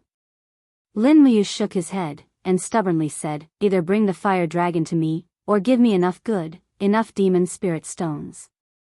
Otherwise, in front of so many subordinates, are you still unwilling to admit defeat? In fact, he was very clear in his heart that demon spirit stones were a cultivator's most precious treasure. As long as one had enough demon spirit stones and enough talent, one could train a genius to step into the god realm in a few short years, or even become a Saint Martial King or Saint Martial Venerable on this continent. Therefore, demon spirit stones were definitely not a common commodity. As a foreigner, even if he had money on this continent, there was no way for him to get demon spirit stones. At this time, it would be too much of a pity if he didn't ruthlessly extort Lei Wen. Lei Wen's face alternated between green and red. As a dragon rider, it was already shameful enough for him to lose to a nameless brat. If he didn't keep his word on the bet, he was afraid that he wouldn't be able to mingle in the dragon rider regiment anymore. Therefore, he frowned and said, the Empire's laws have long stated that no one can privately buy or sell demon spirit stones. As a member of the Tianji Dragon Regiment, I naturally can't knowingly break the law. Is that so? Lin Muyu pondered and didn't say anything. At this time, the corner of Si Kongyao's mouth rose, and her smile was exceptionally sweet. Uncle Lei Wen, I heard that every dragon rider has a quota of demon spirit stones that they can collect from the national treasury every quarter to use for their own cultivation. Also, a dragon rider only needs to take out less than half of the black market's money to buy a lot of demon spirit stones from the national treasury. Did I remember wrongly? There shouldn't be, miss, you. Lei Wen was so angry that his teeth itched. He originally wanted to lie to Lin Muyu, this hothead, but Si Kongyao actually sold him out. If that's the case, then there's no problem. Lin Muyu said, how about this, we go to the next city together, and wait for Lord Lei Wen to fulfill his promise and give me the 204th class demon spirit stones. It won't be too late for us to part ways then. Who said 204th class demon spirit stones? Lei Wen spat out his saliva, and the blue veins on his face protruded. Do you know the value of the 4th class demon spirit stones? I know the value of a fire dragon even more, Lin Muyu said. Si Kongyao couldn't help but stick out her tongue, and said with a smile, young hero, you're asking for a bit too much. Some provincial treasury doesn't even have a total of 204th class demon spirit stones. In my opinion, the value of a fire dragon should be equivalent to 105th class demon spirit stones. That should be it, at least in Tianji City. Her elbow had already turned completely outward. Let's go with 205th class demon spirit stones. Lin Muyu looked up at Lei Wen on the dragon's back, and said, Lord Lei Wen, what do you think? Lei Wen's face turned livid. 205th class demon spirit stones? I'm afraid I can't afford that much even with my 50 years of salary. You're making things difficult for me. Who said so? Uncle Lei Wen, it's not right for you to say you're poor. Si Kongyao squinted her beautiful eyes and smiled. If I remember correctly, 3 years ago, when you went to East Com City to subdue a demon venerable level demon spirit for Marquis Egret, you received more than 1 million gold coins from him. Moreover, the Tianji Dragon Riders sometimes complete some missions in private. I'm afraid you guys also reaped a lot of benefits, right? Lei Wen's face was full of embarrassment, and the group of dragon riders behind him were also a little mischievous. After all, even if they stepped into the divine realm, they still needed to live. Since they entered the world to cultivate, how could they not be stained by the mundane world? Which dragon rider didn't have a mansion in the imperial capital? Therefore, Si Kongyao's words were also a secret that couldn't be said, and everyone had a tacit understanding. As members of the Tianji Dragon Riders, we have long sworn to dedicate our lives and everything to the Empire. Those are all gifts from the Empire to us, Lei Wen said solemnly. Good, gifts. Lin Muyu secretly felt that it was funny. Since it's a gift, then give me some of it. 200 Tier 5 Demon Spirit Stones, deal. No, it's too much. I really can't take out that much at the moment. Lei Wen frowned. It seemed that this was indeed beyond what he could bear. Then how much can you take out? 50 Tier 6 Demon Spirit Stones. Looks like I need to go to the Imperial Capital and announce that the Tianji Dragon Rider Lei Wen of the Tianji Dragon Riders lost to a ranger, Lin Muyu said slowly with her arms crossed. Lei Wen couldn't help but wail. Originally, he could order 10 dragon riders to attack together, and they would definitely be able to kill both Lin Muyu and Lu Bai. However, Si Kongyao was present, so he couldn't do it. After all, no one in the entire Tianji Empire was willing to offend a top expert like Si Kongming. Alright, 100 Tier 5 Demon Spirit Stones, how about it? It's a deal. We'll head north from here, and when we reach the 9 Dragons City in the south of the Tianji province, I'll go to the treasury and buy some demon spirit stones for you. How about that? Thank you, Lord Lei Wen. Lin Muyu said respectfully. At this moment, Lei Wen didn't seem like an opponent, but more like a god of wealth.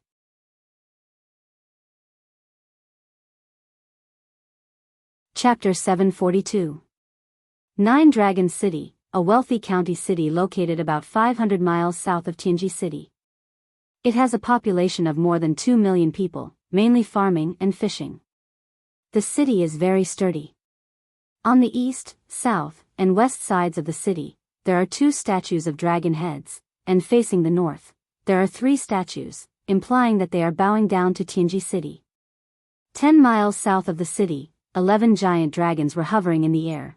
It was a spectacular sight, attracting the attention of the commoners, rangers, mercenaries, and hunters on the official road. Everyone knew that the Empire had a powerful dragon rider regiment, but there were very few people who had seen a dragon rider with their own eyes. Under the shade of a tree, Lin Muyu, Lu Bai, and Si Kongyao were each riding a war horse, slowly moving forward. They were not worried, because Lei Wen and the others in the air would definitely be waiting for them. Dragon riders regard reputation as more important than life. Presumably, Lei Wen would not be willing to let others know that he had been defeated. Young hero, Lu Bai glanced at Lin Muyu, wanting to say something but hesitating. What's wrong? If you have something to say, just say it. Lin Muyu asked. Lu Bai frowned and said, although Lei Wen is a dragon rider, do you really trust him that much? If Lei Wen cheats us, and we enter 9 Dragon City, he will close the city gate, making it impossible for us to escape. What should we do? Although demon spirit stones are very precious, but if we lose our lives, what's the use of demon spirit stones? Bai, you misunderstood.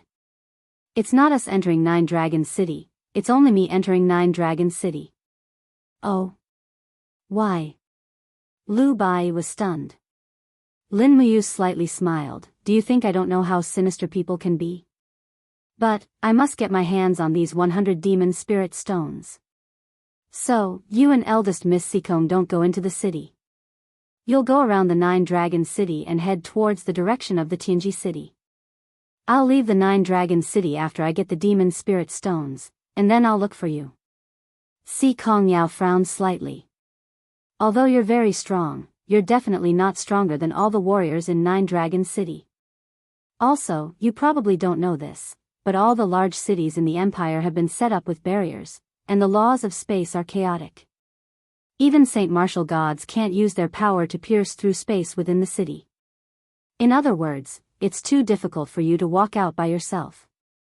Unknowingly, Si Kongyao seemed to have regarded herself as one of the members of Lin Muyu and Lu Bai's adventure team, so she was always thinking of them. Barrier? Lin Muyu narrowed her eyes. How did you set up this barrier? It seems to be an iron bar buried in the ground. As for what it is, I don't know. That's a matter for the Imperial Army. Iron bar? Lin Muyu muttered to herself. That should be a magnet. It turned out that the people of the Celestial Pole continent already knew how to use magnets to disrupt the four-dimensional power of God state experts. She asked, Miss Sikong, have you heard of the Heavenly Book? Heavenly Book? Si Kongyao's eyes were filled with confusion. She shook her head and said, I don't know, and that's good. Protect Lini and don't enter the city. Walk around the city. I'll follow you guys. Don't worry. Lin Muyu had a rough idea of what was going on. The Heavenly Book's original name was Fushi's Heavenly Book. It was a kind of power that God Emperor Fushi had left behind for his descendants. The celestial pole continent in front of them was a plane that belonged to the Western Heaven realm, so they didn't know about the existence of the Heavenly Book. This was easy to handle. When they reached the outskirts of 9 Dragon City, Si Kongyao and Lu Bai parted ways with Lin Muyu. Lin Muyu waved at Lei Wen and the other dragon knights in the air and entered the city. What does that kid want to do? Lei Wen frowned. I don't know. It seems that he wants to enter 9 Dragon City alone. A dragon knight replied. He's really arrogant. Although this kid has the ability, it's just a little trick of breaking meridians. He actually dares to be arrogant in 9 Dragon City. He's really courting death. Lord Dragon Knight is wise. The Dragon Knight smiled slightly. When do we make our move? There's no hurry. Lei Wen's eyes turned cold and said, I've already sent a letter to the prefectural governor in the city. The 100 demon spirit stones are prepared in the prefectural treasury. Let him go and get it himself. As long as this kid enters the prefectural treasury, we'll immediately kill him and get rid of any future troubles. We can also bring his head to the marshal to receive the reward. Yes, this is a good idea. That kid will be ecstatic when he sees the demon spirit stones. As a result, he will let down his guard. That's the best time for us to make our move. A group of people rode their battle dragons across the city and rushed straight in the direction of the prefectural treasury. The dragon was fast and the horse was slow. When Lin Muyu rode his horse to the prefectural treasury, more than a dozen dragon knights were already there. There were also a few people wearing official robes. Young hero, good day. The middle-aged fat man wearing the official robe smiled. The demon spirit stones have been prepared, but, as the prefectural governor, I can't easily enter the prefectural treasury. Young hero, please follow the registrar to get it yourself. Lei Wen smiled and said, we'll go with you. Thank you. Lin Muyu nodded. He could clearly feel the murderous intent. But it didn't matter. It wasn't difficult for him to escape anyway. The prefectural treasury wasn't too big, but it was pitch black. A few servants carried torches and escorted Lin Muyu inside. Behind him, there were more than a dozen dragon knights with swords and spears in their hands. They looked like they were ready to kill at any moment. Lin Muyu pretended that he didn't see anything and strolled into the prefectural treasury. The first treasury stored some weapons, armors, and other military supplies. The second treasury stored countless grains. The third treasury was a horse farm. The fourth treasury stored gold and silver. Gold and silver coins were piled up like mountains. The demon spirit stones were also in the fourth treasury. There were guards outside the prefectural treasury. At a glance, there were at least 500 of them. There were also many archers in the attic. At the same time, ballisti and ballisti were facing the door of the prefectural treasury. It could be said that it was heavily guarded. Lin Muyu raised his head and glanced around. The middle-aged man drinking tea in the attic was at the first heaven of the divine state. He was a Saint Martial Venerable in the celestial pole continent. In addition, the two people playing chess were Saint Martial warriors. They were both Saint Martial warriors. The Tianji Empire was too extravagant for a mere prefectural treasury to have such a defensive force. In the Shattered Cauldron realm, a god-state expert could be the imperial advisor of a country. But in the celestial pole continent, he could only be a supervisor guarding the prefectural treasury. The difference was too big. "Young hero, please come in," Luan said with a smile that didn't reach his eyes. That smile of his was really too annoying. Lin Muyu was not afraid. She walked in.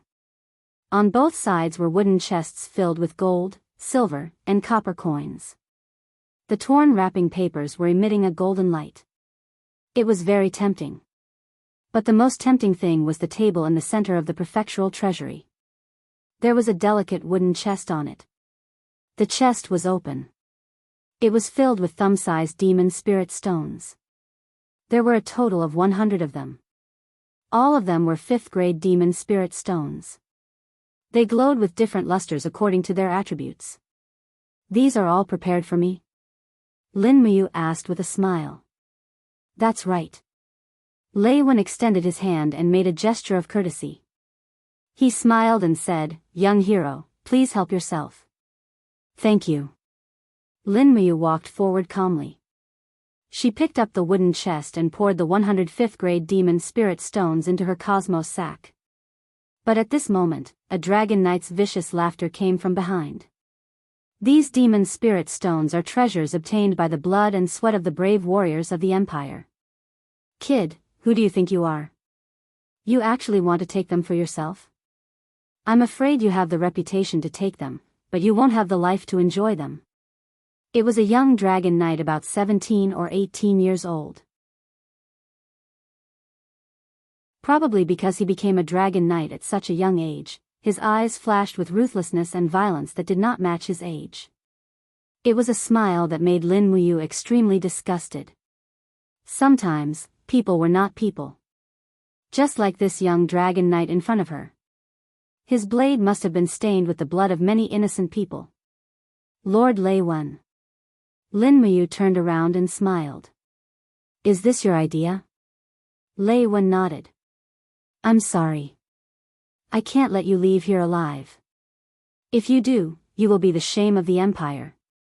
The shame of the Tianji Dragon Riders. Why are you talking so much to him? Attack." The young dragon knight was the first to attack. His sword turned into a stream of light and attacked at an astonishing speed. It did not seem like a speed that a divine sky realm cultivator could reach. Moreover, the sword light contained countless changes. It was obvious that his swordsmanship was extraordinary. This person must be from a prestigious family. Otherwise, he would not have such ruthlessness and arrogance. In that instant, Lin Muyu wanted to kill. Clang! When it came to swordsmanship, Lin Muyu no longer feared anyone in the world. His current swordsmanship was a combination of the sword control technique and the demon race's swordsmanship. He could easily see through his opponent's swordsmanship. He gently moved his sword and used the hilt to grab his opponent's wrist. Ah! The young dragon knight was startled. He immediately lowered his body and kicked at Lin Muyu's abdomen. He roared, "I'll break your energy sea." So ruthless. Lin Muyu's speed was as fast as lightning. The astral sword flashed with a cold light, and with a kacha sound, the young dragon knight's leg was directly cut off. Blood spurted out, and before he could feel any pain, Lin Muyu's left fist landed on his chest. His ribs were all shattered, and even his heart was shattered. Bang! The young dragon knight's body seemed to have exploded. "Since you want to kill me, don't blame me for being ruthless." Lin Muyu roared. His fist that had pierced through the Dragon Knight's chest suddenly opened up. Star power instantly exploded, 7 glorious stars transformation. Boom! Half of the vault had been razed to the ground, and Raven and the rest of the Dragon Knights were lying in the mess. Basically, everyone was heavily injured, and the 2 who bore the brunt of the attack were directly killed by the 7 glorious stars transformation, and this was even when Lin Muyu had not used her full strength. Whoosh! A dark green dagger appeared in his hand. After a flash of light, a person disappeared from Nine Dragon City, which was said to be sealed by a barrier. Lei Wen raised his head and looked in the direction that Lin Muyu disappeared. He felt as if his entire world had collapsed.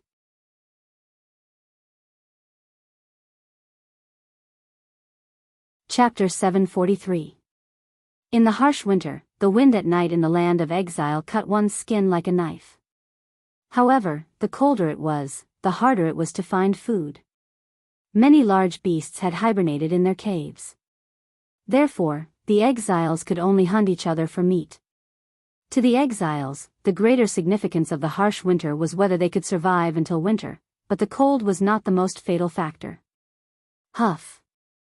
Huff! In the barren, pale yellow grass, a ghost wolf crawled there. Ghost wolves never hibernated. They needed to maintain continuous hunting to maintain their strength. This ghost wolf was a female wolf. Her eyes were very fierce, and the mucus that flowed from her teeth had actually frozen into icicles hanging from her chin. They looked like the teeth of a saber-toothed tiger. The ghost wolves in the land of exile were different from ordinary wolves. Their fur was as tough as a 10,000-year-old spiritual dragon, and their sharp teeth could bite through a 10-centimeter thick steel plate. They were ferocious and ruthless. Every time they hunted, they would bite their opponents into pieces before stopping. This female wolf had not hunted for any food for 3 days in a row. If she did not eat, she would not be able to maintain her strength and become someone else's prey. Therefore, she had to succeed in one strike. Now, her prey had arrived. In the distance, a man in black carrying a scythe with a ghost head slowly walked over. He wore a loose windbreaker, and his face was hidden in the hood of the cloak, making it impossible to see his true appearance. Roar! The ghost wolf finally could not hold it in anymore. She pounced at the prey from the wild grass like lightning. It seemed that as long as she bit the opponent's throat, the man in black would become her prey. Beast! A cold light shot out from the hood. The black-clothed man waved his arm lightly. Crack! The sickle turned into a sharp light that swept across. In the next moment, the ghost wolf's body was cut in half. The cold wind blew past, and the black-clothed man's hood was blown up, revealing a middle-aged man's face that was filled with hostility. Although the meat of the ghost wolf was fishy, it was the best food in winter. However, the man in black did not pick up the corpse of the ghost wolf. Instead, he walked towards the distant mountains without looking back. To him, the enemy hidden in the mountains was more important. Moreover, mere wolf meat was not enough to attract the attention of an exiled king. Eric, a powerhouse who had been exiled tens of thousands of years ago, had killed 3 Lord-level opponents, Lin Dong, Wang Fei, and Terran, with a blood-red scythe. His outstanding military achievements had earned him the title of King of the Land of Exile. There were only about 10 kings in the entire Land of Exile, and Eric had naturally earned his current position through strength and not luck. But now, Eric had learned that a powerhouse had appeared in his territory. Eric was a young girl with a steel sword. No one knew her name. She only had a pair of blood-red eyes and endless power. She had also was an aggressive murderous intent. She had killed many Lord-level powerhouses, including General Iron. When Eric thought of General Iron, he could not help but sneer. A person like General Iron was not worth mentioning to Eric. In fact, if Eric wanted to kill General Iron, he could even crush him with his fingers. However, what shocked Eric the most was that the young girl had actually killed the Lord-level exiled king, Luobwa, a few days ago. One had to know that Luobwa's battle blade had killed more than 10 Lord-level powerhouses. The person who could kill Luobwa was definitely not simple. Therefore, the people of the land of exile called this young girl the Dark Moon Shura. Every night of the Blood Moon Shura, it was the time of the Dark Moon Shura's massacre. The time of the massacre? Eric couldn't help but laugh coldly. Tonight would be the night the Azura of the Dark Moon would be slaughtered. The legends of the banished land were worthless. Every legend would only last for a few years or even a few months. After that, they would be destroyed. According to the ranking system in the land of exile, from high to low, they were King, Lord, Chief, Rogue, Newbie, Noob. The Dark Moon Shura had killed the Lord-level Luobwa, so naturally, she became the new Lord. Every day in the rundown taverns, there were legends about the new Lord, and the Dark Moon Shura naturally became the topic of conversation. People said that the Dark Moon Shura had the most beautiful face and the most enchanting figure in the world, but she was also the cruelest hunter in the land of exile. Anyone who was targeted by the Dark Moon Shura did not live to the second day. Eric did not believe it. He decided to use the waning moon scythe in his hand to end the legend of the Dark Moon Shura. Because he was the king, he had the right to end this legend. Therefore, Eric did not even bring a single servant with him.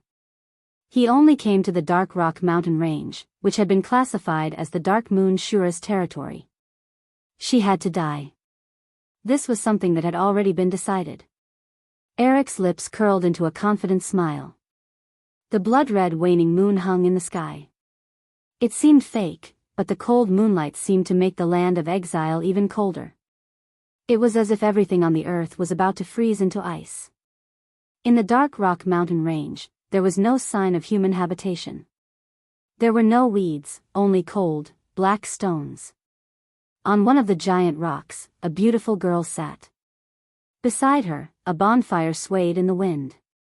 She stretched out one of her slender, snow-white legs and lifted the coarse cloth on the outside of her thigh to change the medicine for her wound. She did not know which of the medicines was gold wound medicine, but she could instinctively confirm it by smell. In fact, the wound had already begun to heal. She had guessed correctly. Arg, the coarse cloth pulled on the wound. She could not help but frown. Enduring the great pain, she reapplied the medicine, tore off a piece of cloth from the edge of her skirt, and bandaged it again. This coarse cloth skirt was found in an abandoned house. It was originally a knee-length skirt, but in order to bandage the wound, it had now become a miniskirt. The area between the skirt and the girl's black boots was almost 30 centimeters of absolute territory. It was suffocating. After she rebandaged the wound, she laid down on her back to rest. She picked up the water bottle beside her and took a sip. Then, she held a piece of dry bread in her hand and gnawed on it. Perhaps it was not bread, but compressed biscuits. It was just that she had no idea what it was called. Suddenly, the girl raised her head, her beautiful eyes filled with vigilance. Someone had come, and a very strong one at that. Unfortunately, her leg had been cut by Lord Luobwa's blade. This had weakened her combat power by at least 20%. However, being in the banished land, she had long ago learned the rules of this place. There was never a path of retreat, and you could never be weak.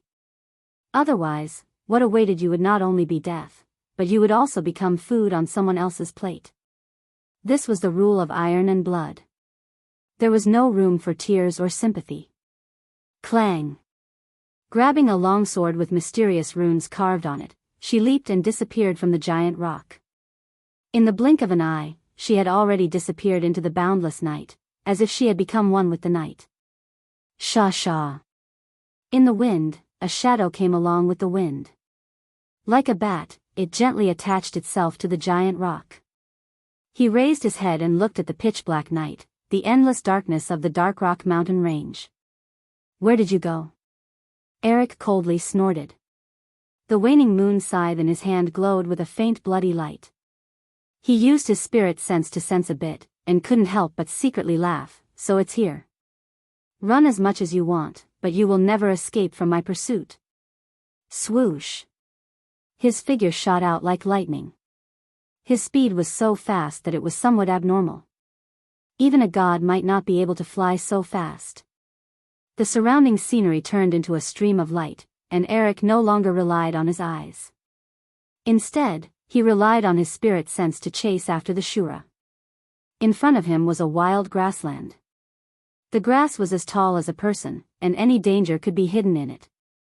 It was also here that the Shura's aura suddenly disappeared, as if it had never existed. Then there were only two possibilities. The first was that the Shura had hidden her aura, and the second was that she had already been killed. However, Eric was confident that his senses would not be wrong.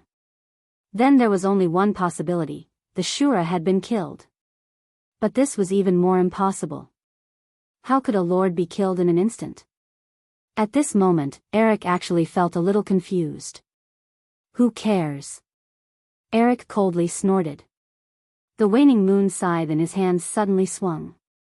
Suddenly, a blood-red flame spread out like a fan. In the next moment, the entire grassland became a sea of fire, and the flames shot up into the sky. But at this moment, suddenly, a cold aura appeared in the sky again. Eric swung the scythe in the air without thinking. He only felt a huge shock coming from his arms, and with a clang, sparks flew everywhere. Eric was actually knocked back, and his body landed on the ground, forming a fierce shock wave that blew away the flames within dozens of meters. It was as if an invisible force field had been formed. In the air, the beautiful girl stood in the wind. There was not a trace of emotion on her stunning face, and the long sword in her hand shone brightly. She just looked at Eric indifferently. Finally willing to show yourself? The Shura of the Dark Moon. Eric held the waning moon scythe and looked at her as if nothing had happened. Your name? The girl said indifferently. Eric. After saying this, he touched his nose and added, King. And he emphasized it, as if he was emphasizing to his opponent. The girl revealed a smile and said, I don't know what a king is, nor do I care. Did you come here to kill me? That's right. Eric smiled and said, I can't tolerate a lord who doesn't submit to me in my territory. Then, let's fight. The girl raised the long sword in her hand high and looked down at Eric without the slightest fear. It was as if a king was just a symbol in her eyes, and nothing else represented anything else.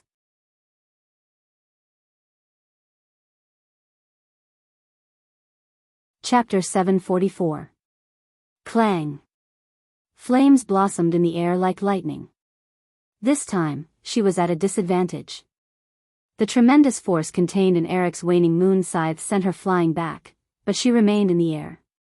The blood in her body surged, and she felt a sweetness in her throat as she spat out a mouthful of blood. She raised her hand to wipe away the blood, and the remaining blood at the corner of her mouth looked so poignant. You are a very good opponent. Eric smiled faintly. If you are willing to surrender, I can consider not killing you and let you be my woman. The girl laughed.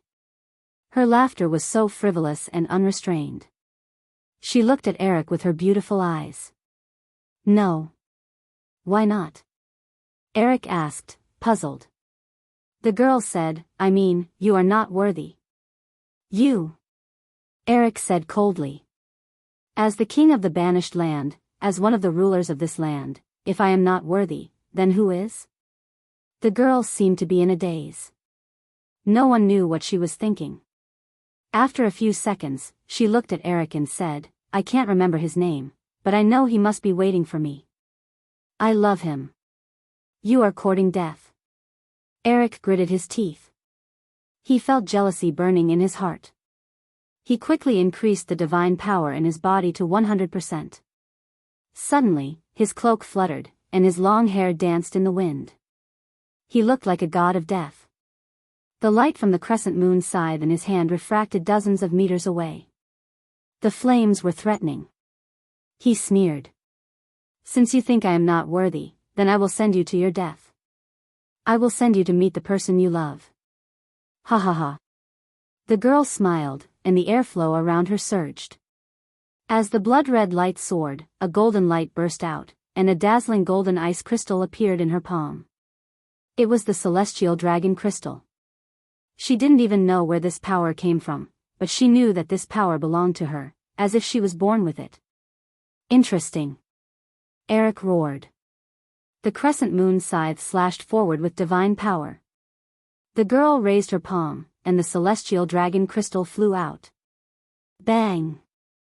Rays of light soared into the sky, illuminating the entire Dark Rock mountain range. Anyone would be able to tell that two exiled beings with extraordinary strength were fighting it out. They might be lords or kings, but one thing was certain: no one should join in the fun, or they would definitely die on the spot. Kill. The more Eric attacked, the more ferocious he became. Almost every strike contained layers of divine power, especially when he discovered the scars on the girl's legs. Every time he waved his scythe at the most vulnerable part of the opponent. As time went by, the girl was at a complete disadvantage. Even the dragon crystal could not help her turn defeat into victory. You lost. After Eric fiercely knocked away his opponent's longsword, he quickly flipped his scythe and thrust out with lightning speed. Pooh! The sharp awl pierced through the young girl's shoulder, sending her body flying backwards. With a dang sound, the nearly 30 centimeters long handle nailed the young girl to the rock. Ah! The young girl screamed and swept her sword across, leaving a wound on Eric's abdomen. Do you still want to struggle? Eric endured the pain.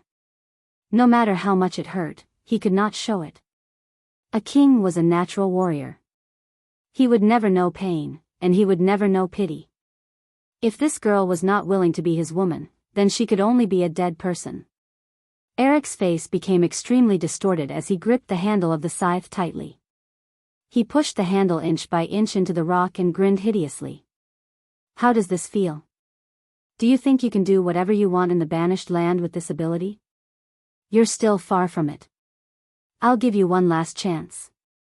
Give up that so-called person you love and be my woman, and I won't kill you. The young girl smiled, and a bright dragon crystal quickly condensed in her palm. Never. Wow. The dragon crystal surged, and Eric took a few steps back from the impact.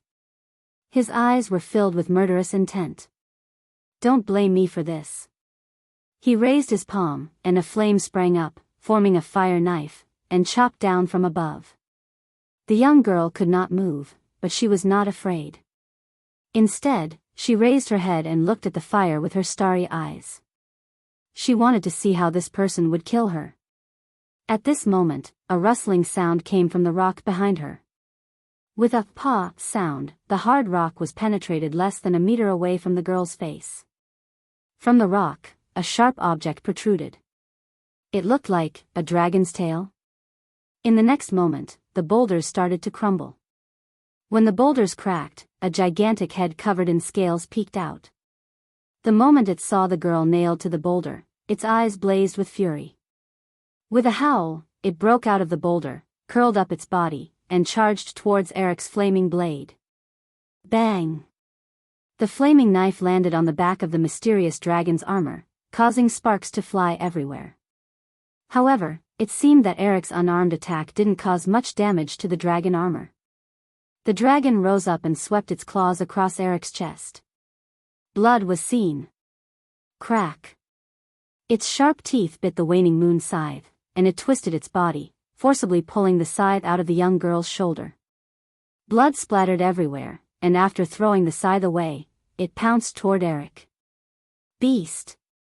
Eric had roamed the land of exile for many years, but he had never seen a dragon before, let alone a dragon that would bite without hesitation like a mad dog, waving its fists and punching randomly. At first, the dragon was still able to resist, but soon, it could only take a beating. Eric became more and more courageous as he fought. His fists danced like a ferocious tiger, and the dragon was forced to retreat step by step.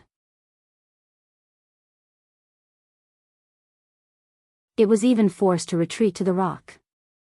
His fists landed, and the dragon's skin was torn open, as if he wanted to send it back into the mountain. Just as Eric was punching randomly, a cold wind suddenly came from behind. It was her, the dark moon Azura had attacked again.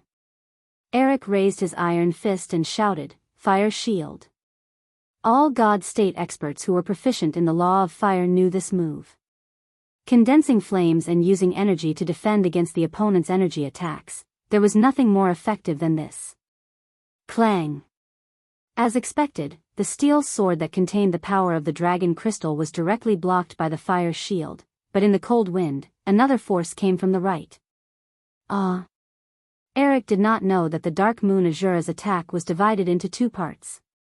It was not a fierce slash, but a crisscrossing attack with both hands. He blocked the steel sword on the right, but he could not block the weapon on the left, which was a fiery red scythe. Wasn't it his waning moon scythe? The waning moon scythe was beautiful, curved like a crescent moon, and unusually sharp. This was Eric's last sigh. Kacha! A human head flew into the air. Even a sovereign king had been killed. Bang! Eric's body fell into the valley, and the young girl stood calmly in the wind with the steel sword and scythe in her hands. The battle was over, and her injuries seemed to have worsened.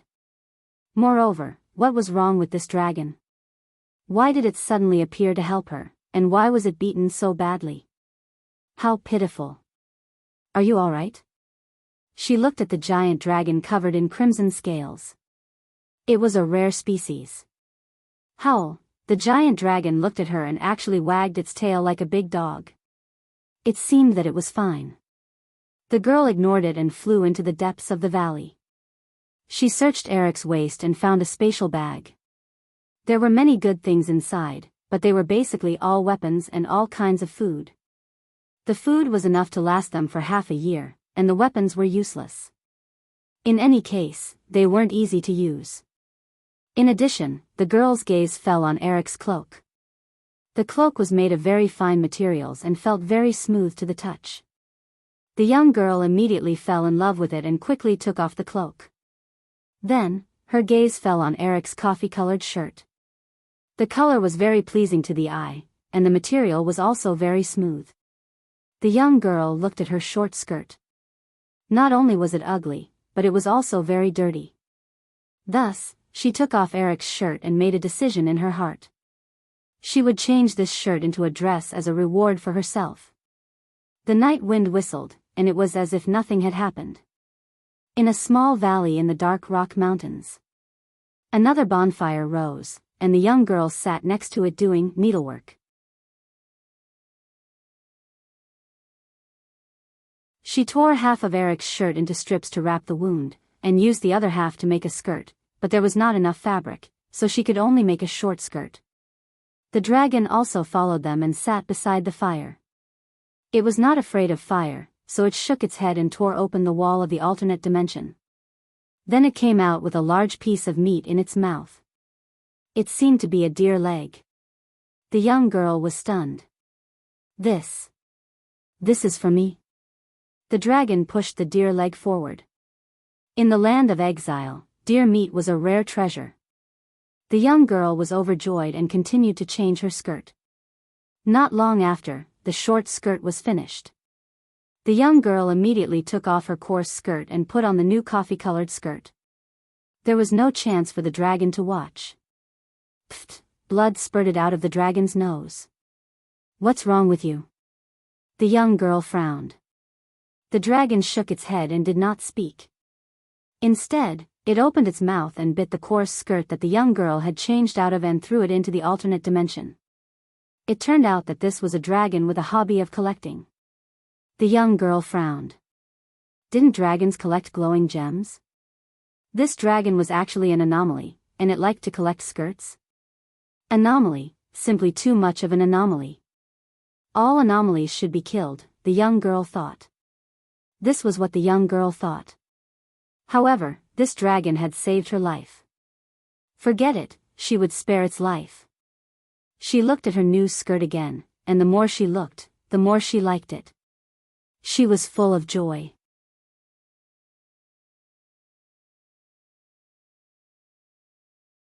Chapter 745. 20 li to the east of Nine Dragon City, a small town welcomed a new night peacefully. There was a simple market in the town, where merchants sold candles, lanterns, clothes, and prey. Such small towns could be seen everywhere in the celestial pole. After a day of farming, fishing, and hunting, people would usually come here to buy daily necessities. I wonder how young Hero is. Lu Bai led his horse, his face full of indignation, and said, he only knows how to be a hero. What if he gets killed when he enters Nine Dragon City alone?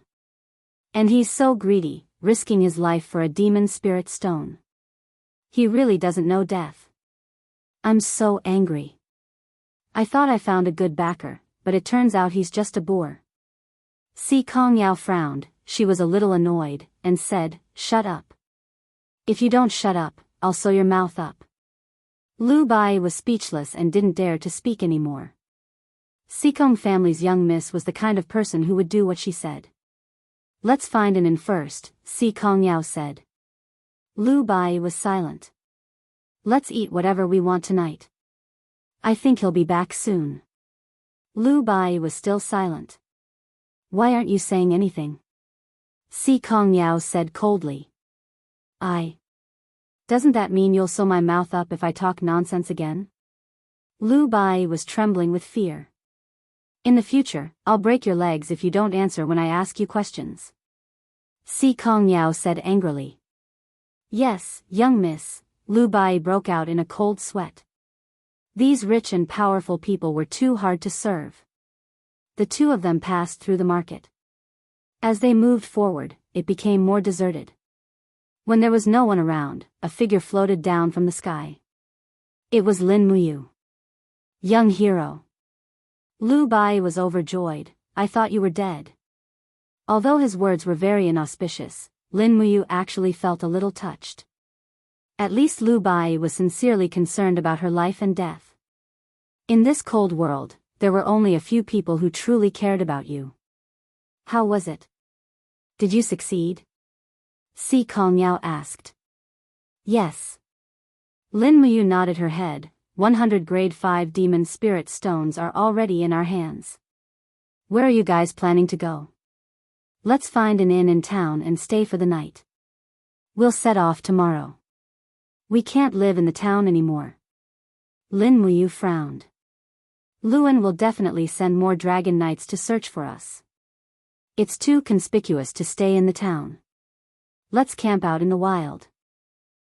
That's fine too. 5 miles east of the town was a dense forest. The three of them led their warhorses through the dense forest path. From afar, they heard the cries of circling wolf falcons above them. There were 2 cries. This time, the Tianji dragon riders had released 2 wolf falcons. They're here to deliver food. Lin Muyu smiled and picked up 2 stones from the side of the road. Not long after, she came back with the corpses of the 2 wolf falcons and said, let's go, let's find a hidden place to eat some meat. Si Kong Yao couldn't help but laugh. She sighed in her heart. This kid is probably wanted by the Tianji dragon riders, but he still has the heart to eat meat. This natural optimistic attitude is very valuable. Late at night, they finally found a safe and sheltered place to set up camp.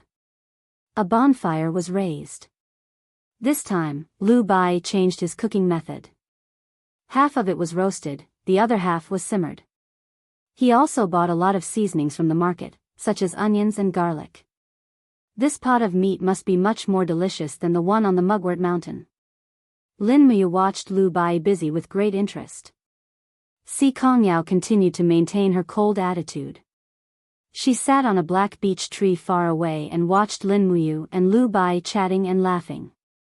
Her mission was still not completed. This kid didn't even have the slightest intention of joining the Tianji sect. Perhaps, the Tianji dragon rider's overbearing attitude would only make him more disgusted with the Tianji sect. Thinking of this, Si Kong Yao pouted. She clenched her fist and waved it at Lin Muyu a few times in the air while panting. Not long after, a fragrant aroma assailed his nostrils. The broth and roasted meat were almost ready. Lin Muyu couldn't help but have a great appetite. She happily waited for the food, but at this moment, there was a sudden bang. A purple light penetrated the plane's wall, followed by a familiar howl. Acatosaurus was here. When Acatosaurus appeared, Lin Muyu smiled. Little apple, come and eat. But don't eat too much. There's not enough. The red crystal dragon trotted over and rubbed its head against Lin Muyu's arm. Then, it opened its mouth and spoke to its master, "Awoo, awoo, awoo, awoo, awoo." Lin Muyu did not know when she had lost her telepathic connection with the little dragon. Although she could summon the little dragon and feel its emotions, she had no way of knowing what it was thinking. Therefore, Lin Muyu could only understand the little dragon's excitement and agitation, but she did not know what it was thinking in its heart. What's wrong? Lin Muyu touched the dragon's head and smiled.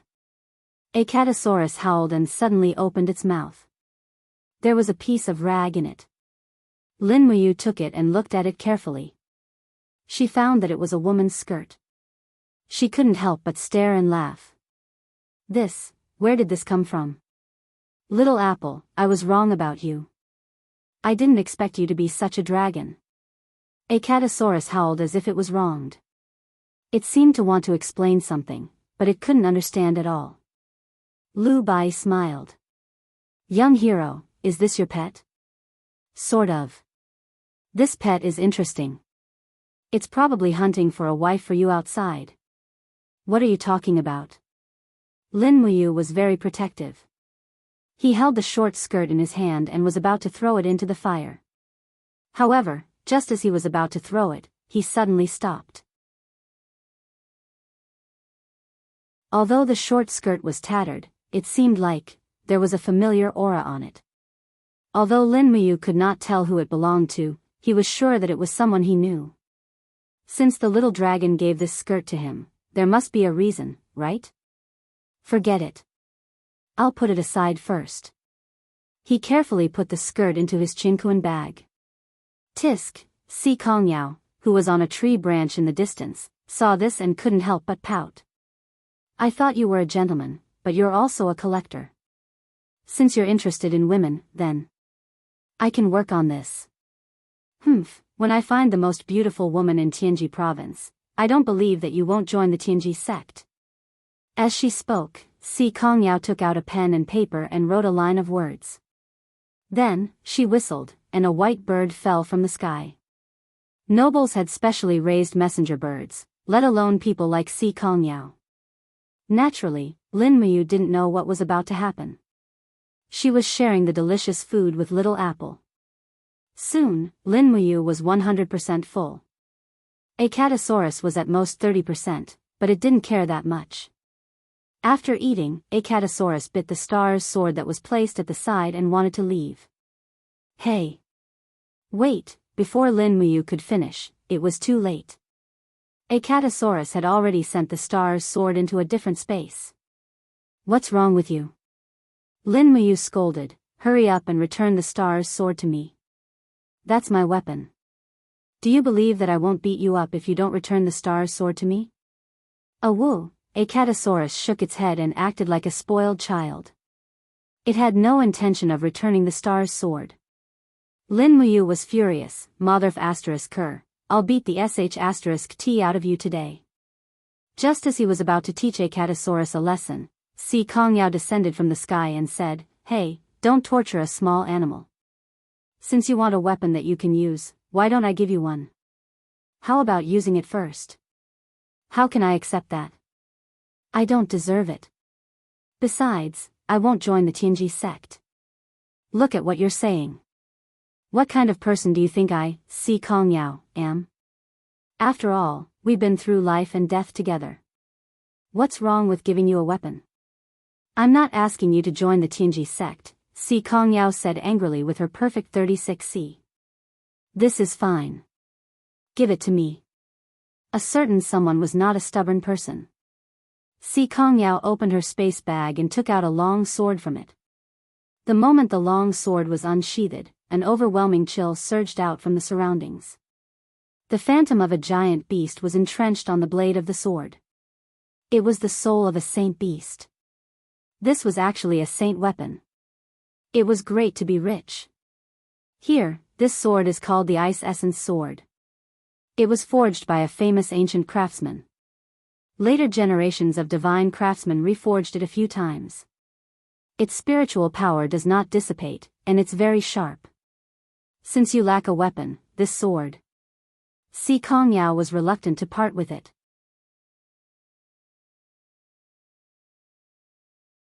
She clenched her teeth and said, "I'll give it to you."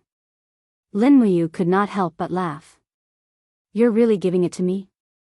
"Yes." "Then let go of it." "Oh." Si Kongyao's pretty face was flushed. The moment Lin Muyu held the sword, she felt a chilling force surging into her arm. It was indeed a divine weapon forged by a famous ancient craftsman. She knew that she could not forge it herself.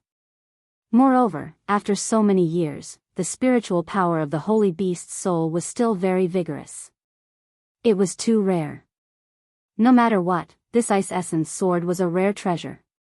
It was really rare that Si Kongyao would give it to her. "Apart from joining the Tianji sect, I can agree to one of your requests," said Lin Muyu. "What do you want?" Si Kongyao giggled. "How about this? There will be another beauty coming in 2 days. No matter where you and Lu Bai are going to travel, bring us along. Is that all right?" "Another beauty?" Lin Muyu was stunned. Lu Bai said, "She's really a beauty." "How is she compared to you?" "She's not inferior to me." Si Kongyao said embarrassedly. "Is that a request?" Lu Bai's eyes lit up. "This is a kind of benefit." "Missy, you're too polite, Si Kongyao." In the end, Si Kongyao was still too young. She didn't know what a beautiful woman meant to a man. In fact, there were many times when a beautiful woman, to a man, if she liked him, then she would be the woman he loved.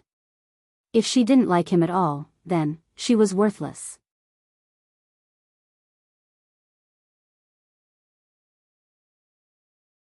Chapter 746. Late at night, the jungle was quiet, only the sound of dew on the branches falling on the tent could be heard. Lin Muyu was lying alone in the tent. Her divine power was concentrated in her sea of consciousness. Her spiritual sense turned into invisible telekinesis that penetrated thousands of miles and found Tang Xiaoxi's aura above the shattered cauldron realm. She tried to communicate with her. Tang Xiaoxi woke up from her dream. She closed her eyes and smiled happily. Moo. Lin Muyu also smiled. "Xiaoxi, I haven't contacted you for a long time. Why are you not in Heaven-Reaching Gorge but near Heaven-Reaching City? How's the Longdan army camp?" "Everything is going well." Tang Xiaoxi said happily, "I just got the military report from Duke Wei tonight. Longdan army camp shelled the barren battlefield in the north of Heaven-Reaching Gorge and killed nearly 30,000 armored demons. Now Qianfeng has fled. The whole Heaven-Reaching Gorge has fallen into our hands. Wei Chou is still asking me about the next step." Lin Muyu sighed. To the north of the Heaven's Gorge is the Eight Wastelands, a place that the demon race has managed for tens of thousands of years. At this time of year, the snow on the Eight Wastelands has already melted.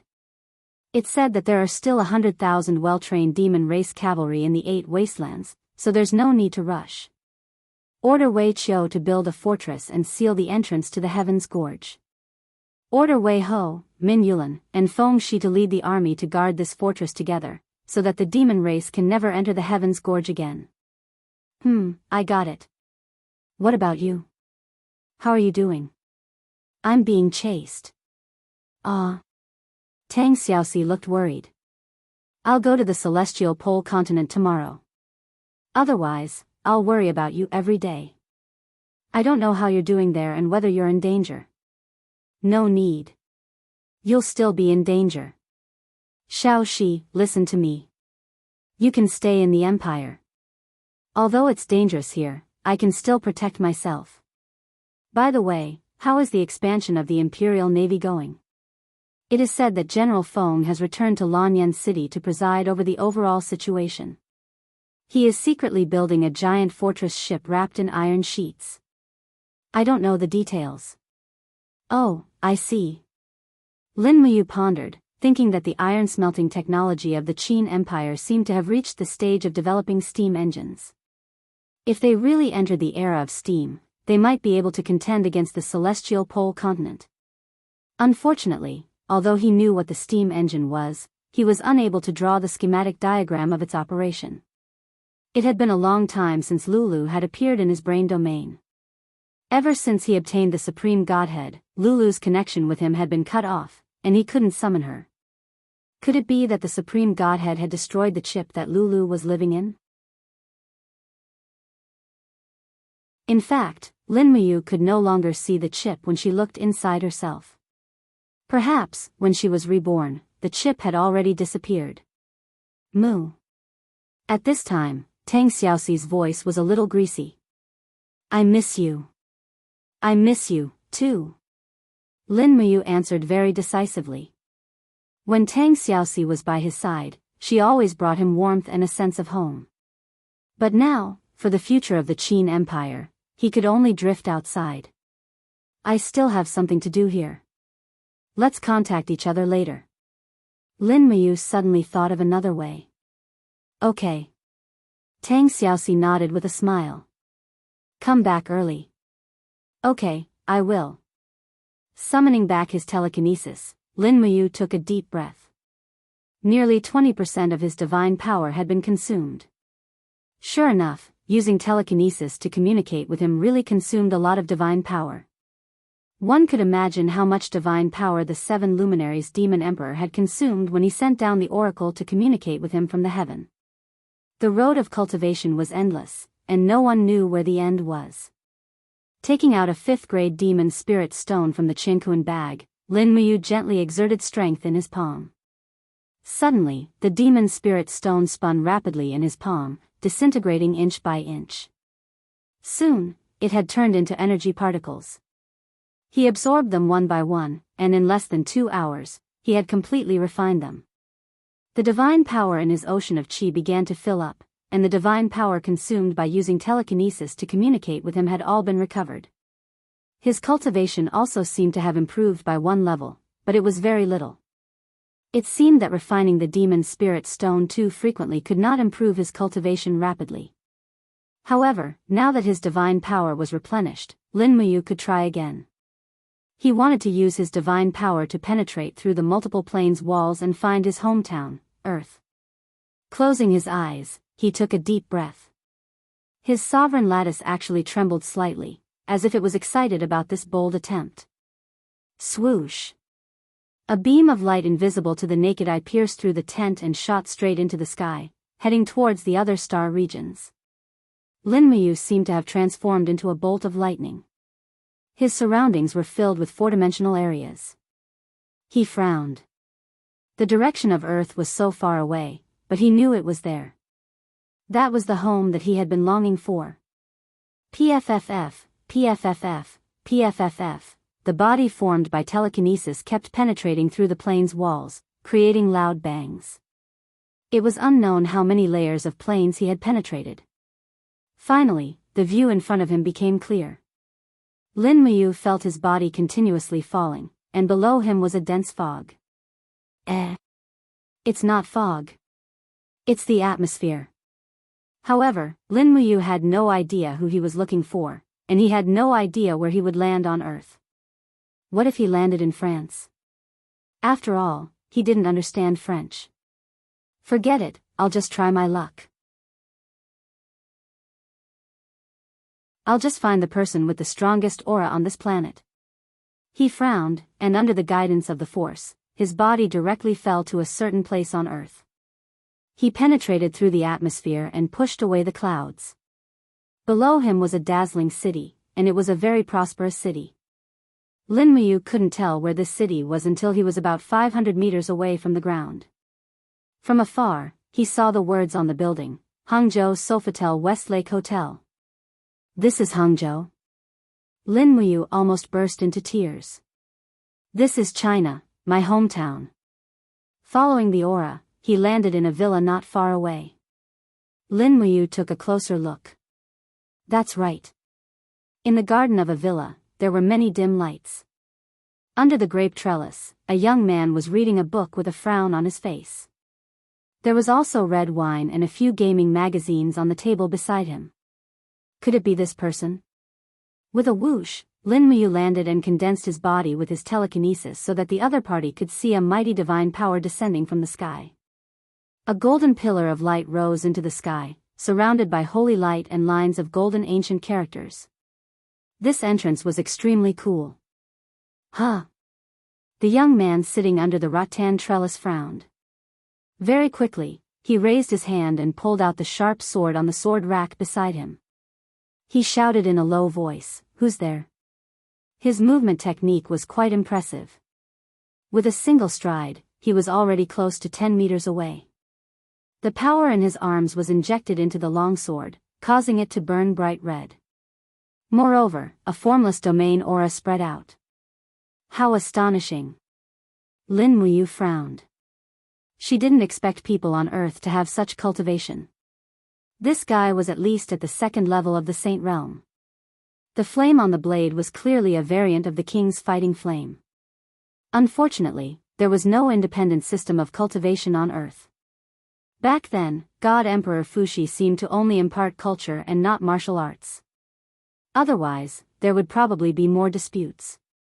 In the golden light, Lin Muyu stepped out. His face was full of a friendly smile. "Hello, what's your name?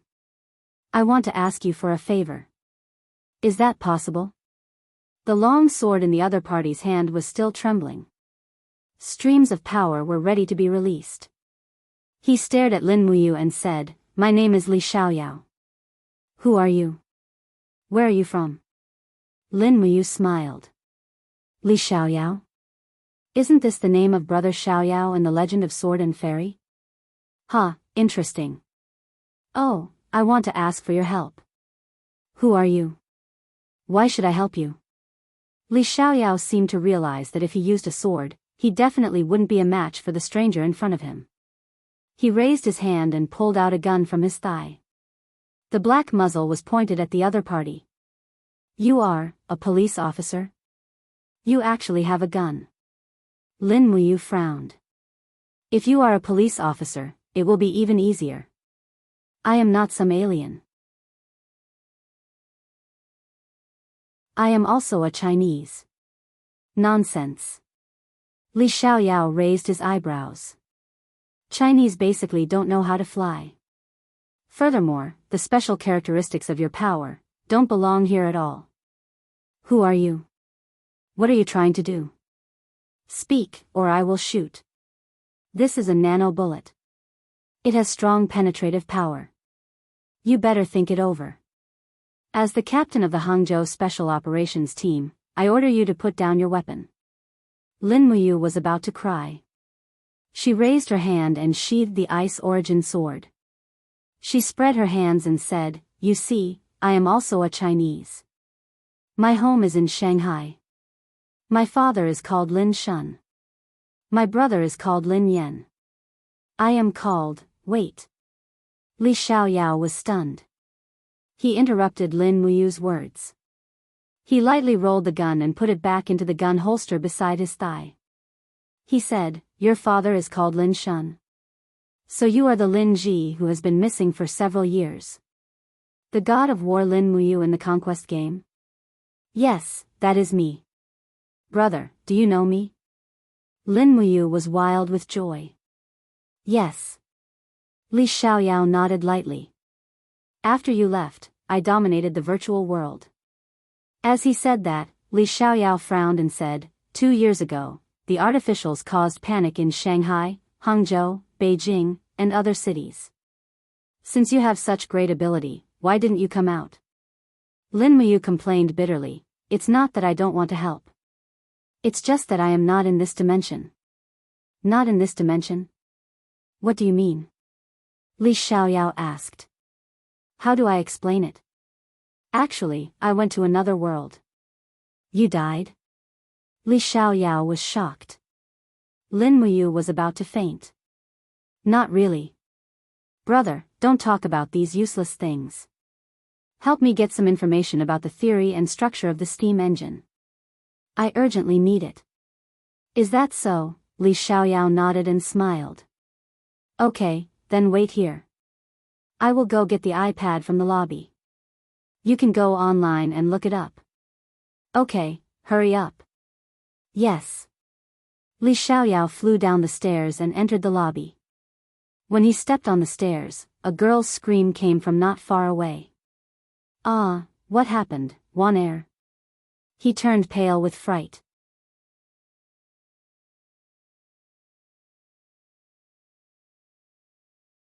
Chapter 747.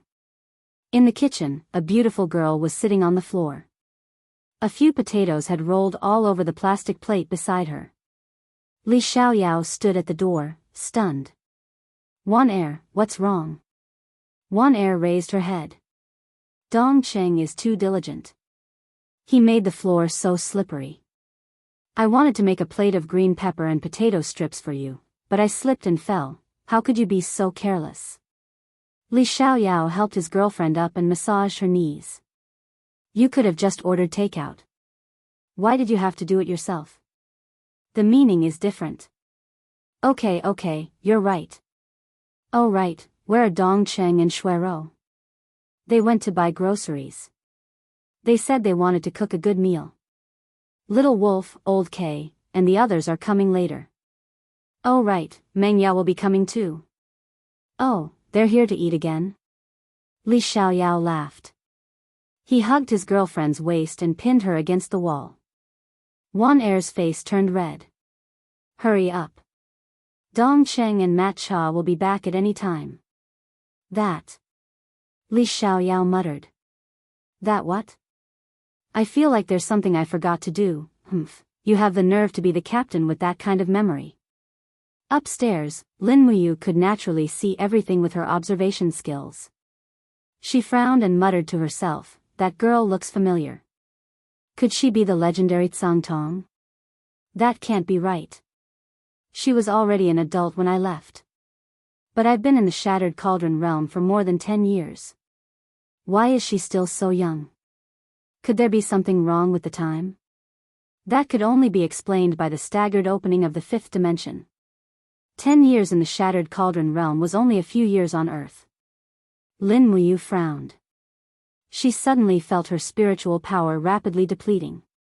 In the blink of an eye, she could no longer maintain her telekinesis power in this dimension. It was as if a huge black hole had appeared behind her and was sucking her back. F***CK, what should I do? He desperately circulated his divine power to defend himself, but how could he defend against this dimensional energy? Just as the telekinesis was sent back to the Shattered Cauldron realm's plane, Lin Muyu wailed and said unwillingly, Li Xiaoyao, I'm not done with you. Sha. Amidst the sound of footsteps, Lin Muyu walked to the balcony with the latest tablet in his hands. He looked around in a daze. Lin Ji had disappeared. He looked as if he had seen a ghost. He couldn't help but scratch his head. What the F***CK? Am I dreaming? Should I tell old Master Lin Shun about this? Forget it, there's no need to tell him.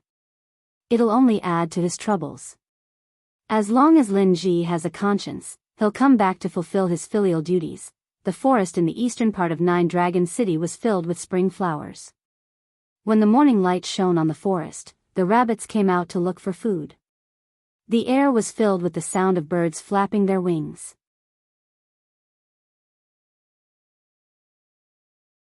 It was as if the forest had suddenly come alive from the silence of the night. Lu Bai had woken up early and was making breakfast. Naturally, the main ingredient was wolf falcon meat.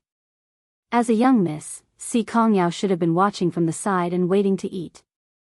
However, it seemed that after she decided to join this adventurer team, she became a lot more diligent. She actually tied Lu Bai up to gather some firewood. At this moment, a voice came from the tent beside them.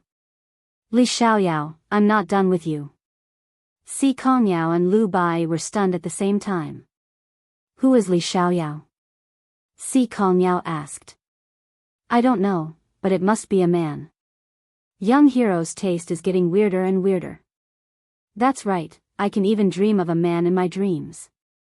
No wonder he didn't even look me in the eye even though I'm a natural-born beauty.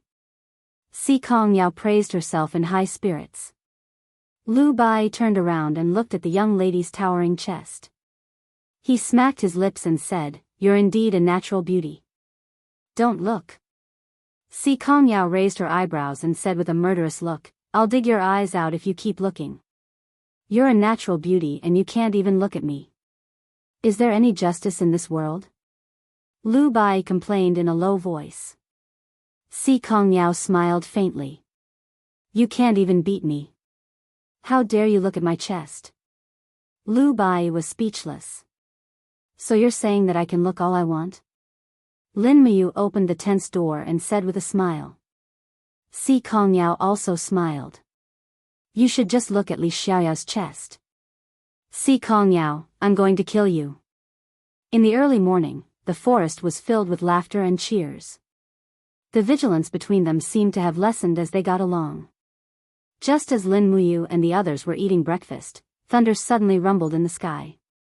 A ray of light shone into the forest and condensed into Xiao's figure. This was her teleportation. Fairy Xiao. Lin Muyu hurriedly stood up and bowed respectfully. You. Xiao's gaze was filled with blame as she said, You're too rash. You actually dared to traverse over 3,000 planes to search for the direction of Earth with such a tender godhead. Are you tired of living? If it were someone else, their sea of vital energy would have exploded in the Plain Power Valley and lost all their cultivation. Lin Muyu naturally knew that she was too rash last night. At this moment, there was not much divine power left in her body, not even 20%. She was about to become a weak chicken. Thus, she humbly accepted the lesson and said, I won't dare to do it again. At the side, Si Kongyao's mouth was wide open. Naturally, she knew that this woman in front of her was very powerful. She knelt on the ground and said, Si Kongyao, greets the God Emperor Goddess, Miss Sikong, please rise. Although I haven't seen you before, I've heard of you. You're indeed a natural beauty. Xiao was very good with words. Si Kongyao was secretly happy. Thank you for your praise, Goddess. All right, I have to continue cultivating. I'll take my leave first. Xiao frowned and looked at Lin Muyu. Be careful in the future. If you encounter something you don't understand, just call me or the Demon Emperor's name. Do you understand? Yes, I understand. Go back quickly. Maintaining telekinesis consumes too much divine power. At least you know what's good for you. I'm leaving. With a swoosh, a rainbow light flew past. Xiao's figure disappeared. In fact, she had never been here. What came was just a wisp of consciousness. Lu Bai was dumbfounded the whole time. At this moment, he finally recovered and said, Young hero, could this be the legendary goddess of the god realm? Yes. Lin Muyu smiled faintly and patted Lu Bai's shoulder. Moreover, it's the goddess who rules over hundreds of planes. But don't even think about it. You're so weak. You'll never be able to pursue such a goddess. Lu Bai's face was full of tears. I want to follow you and cultivate well, teacher. The next day, after entering Tianji province, the three of them hurried on their journey. Finally, they arrived at a small town on the official road before the sky turned dark. From afar, Si Kongyao was in high spirits. She said, There's an inn in front called Flight of Phoenixes Inn. When I was very young, my grandfather brought me to stay here. It was very fun. Every night, there would be acrobats performing here. Today, we'll have a good look. Also, I want to introduce you to a new friend. A new friend? Lin Muyu squinted. Is it a girl? How did you know? Didn't you say it before? I said it before. Si Kongyao was confused. Further ahead was the small town. Strictly speaking, this was a very commercialized town. The entire town was made up of inns, pubs, blacksmiths, and so on. There was not a single resident. The inns were used to provide accommodation for the traveling merchants, the pubs were for the travelers to pass the time, and the blacksmiths were for the mercenaries and cultivators to forge and repair weapons. There were about 20 inns in the whole town, which showed how prosperous the Tianji Empire was. Among the 20 inns, there was one that stood out from the rest. The Flight of Phoenixes Inn covered an area that was 3 to 5 times that of other inns. It used colorful glazed tiles and the floor was paved with expensive pine rocks. There were even dozens of guards standing outside the door. Each of them was wearing the red cloud badge of the Tianji Empire. It could be imagined how powerful the inn's background was if it could mobilize the army to maintain law and order in a small inn. As if seeing the confusion on Lin Muyu's face, Si Kongyao chuckled and said, Flight of Phoenixes Inn only serves nobles of the 4th class and above and businessmen who are as rich as a country. Ordinary people can't enter. Oh, I'm an ordinary person. I won't go. Lin Muyu was a little lonely. Don't. Si Kongyao took his arm and said with a smile, You're my guest. If this Flight of Phoenixes Inn doesn't receive you, I'll make them suffer the consequences. Oh. Lin Muyu smiled and asked, Is it free to stay here? Yes, it's free. Si Kongyao had a look of disdain on her face. She thought to herself, how can a person with at least the cultivation of a Saint Martial Venerable be so useless? It should be known that the Tianji Empire holds martial arts very highly, especially for cultivators at the level of 3 saints. The treatment of a Saint Martial God was the same as that of a prince, and the treatment of a Saint Martial King was at least the same as that of a duke. As for a God-level Saint Martial Venerable, he was at least a second-class noble. After turning down the offers from many inns along the way, the 3 of them went straight to the Flight of Phoenixes Inn. A fat innkeeper quickly went up to them. He didn't seem to know Si Kongyao. He just asked with a smile, May I know where the 3 of you are from and what's your identity? Si Kongyao took out a crystal token and waved it in front of the innkeeper. The fatty looked stunned. It's the crystal token of the Tianji sect. Oh my god, you must be Lady Si Kongyao of the Tianji sect. I have eyes but fail to recognize you. Please come in, please come in. As he spoke, his gaze fell on Lin Muyu and Lu Bai. These 2 people looked extremely poor. He asked, Lady, these 2 are? They're my friends. Do they have the right to stay here? Si Kongyao asked calmly. Yes, yes, the fatty nodded repeatedly. Please come in, please come in.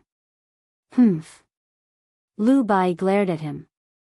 Damn it, I feel like I've made a name for myself today. After entering the inn's lobby, a few maids came up to them and handed them handkerchiefs to relieve fatigue with smiles on their faces. Si Kongyao looked around and asked, Is the young mistress of the Shang family here? The young mistress of the Shang family? The fatty was stunned. He smiled and said, You mean, the granddaughter of the Imperial General Zhang Cheng, Miss Shang Qian? That's right. She's here, she's waiting for you in the lobby. Lead the way. Yes.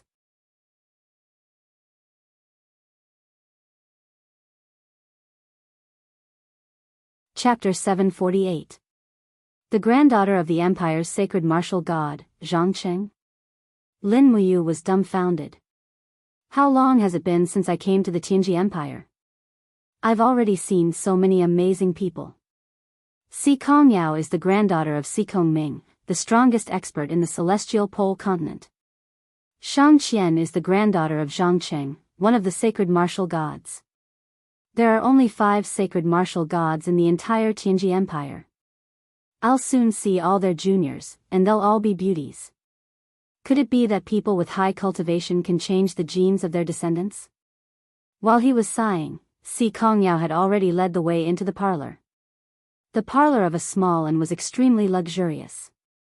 It could even be compared with the side hall of the Zhe Tian Palace. The red carpet was embroidered with golden patterns. It was extremely luxurious. Even the armrests and legs of the chairs in the parlor were inlaid with gems and gold edges. Isn't it too extravagant? Lin Muyu asked in a low voice, Bai, how much does it cost to stay here for a night? Lu Bai also said in a low voice, I've never stayed here before, but I've heard of this inn. Every high official and noble will pass by here when they come to the imperial capital to meet the emperor. They'll stay here for a night to gain some of the nobility's aura. Staying here for a night will cost at least this much. He held up a finger. 100 gold coins? It's so expensive. Lin Muyu exclaimed. What 100 gold coins? It's 10,000 gold coins. Lu Bai refuted his exclamation. Lin Muyu was a little confused.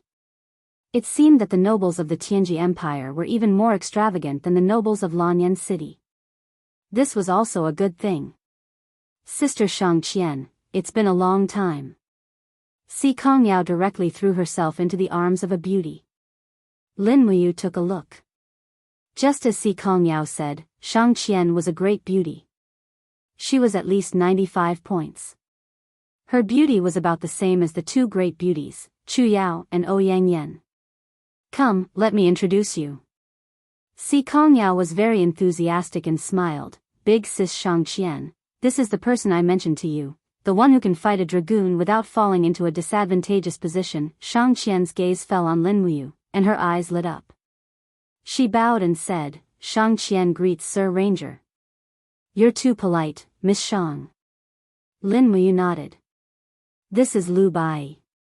Si Kongyao smiled and said, our future companion's specialty is reading people's brows, reading their faces, and also cooking well, hee hee. However, Shang Qian did not seem to have any interest in Lu Bai, and only nodded. Lin Muyu secretly frowned. If this world worshipped the strong, then Shang Qian was too snobbish.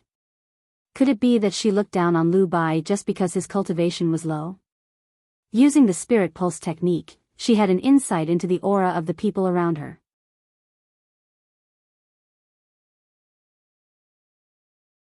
Shang Qian's cultivation was about the first level of the Holy Realm, not very strong, but it was quite good for her age. Behind Shang Qian, there were a few people dressed as servants. These people were very strong. There were a total of 7 people.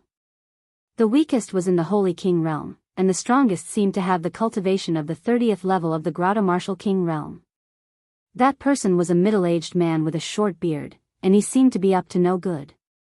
Sister Shang Qian, why don't you introduce yourself? Si Kongyao smiled lightly.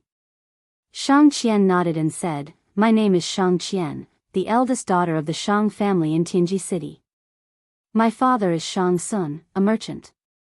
My grandfather passed away when I was young.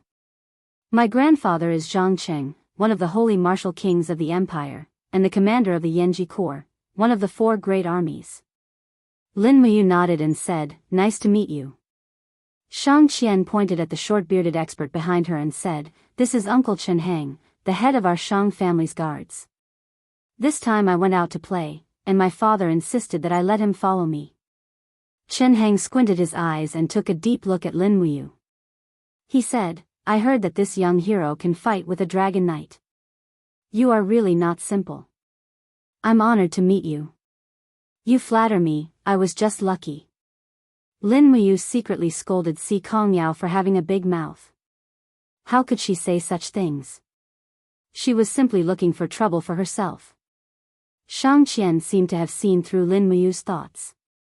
She smiled and said, although I was born in the Shang family, and it's a prestigious family in the imperial city, don't worry, young hero. We will keep your matters a secret. Don't worry. Thank you, Mississippi. Lin Muyu felt a little complicated in her heart. This woman was not simple. She was much more shrewd than the innocent and cute Si Kongyao. Shang Qian continued, where do you want to travel to, young hero?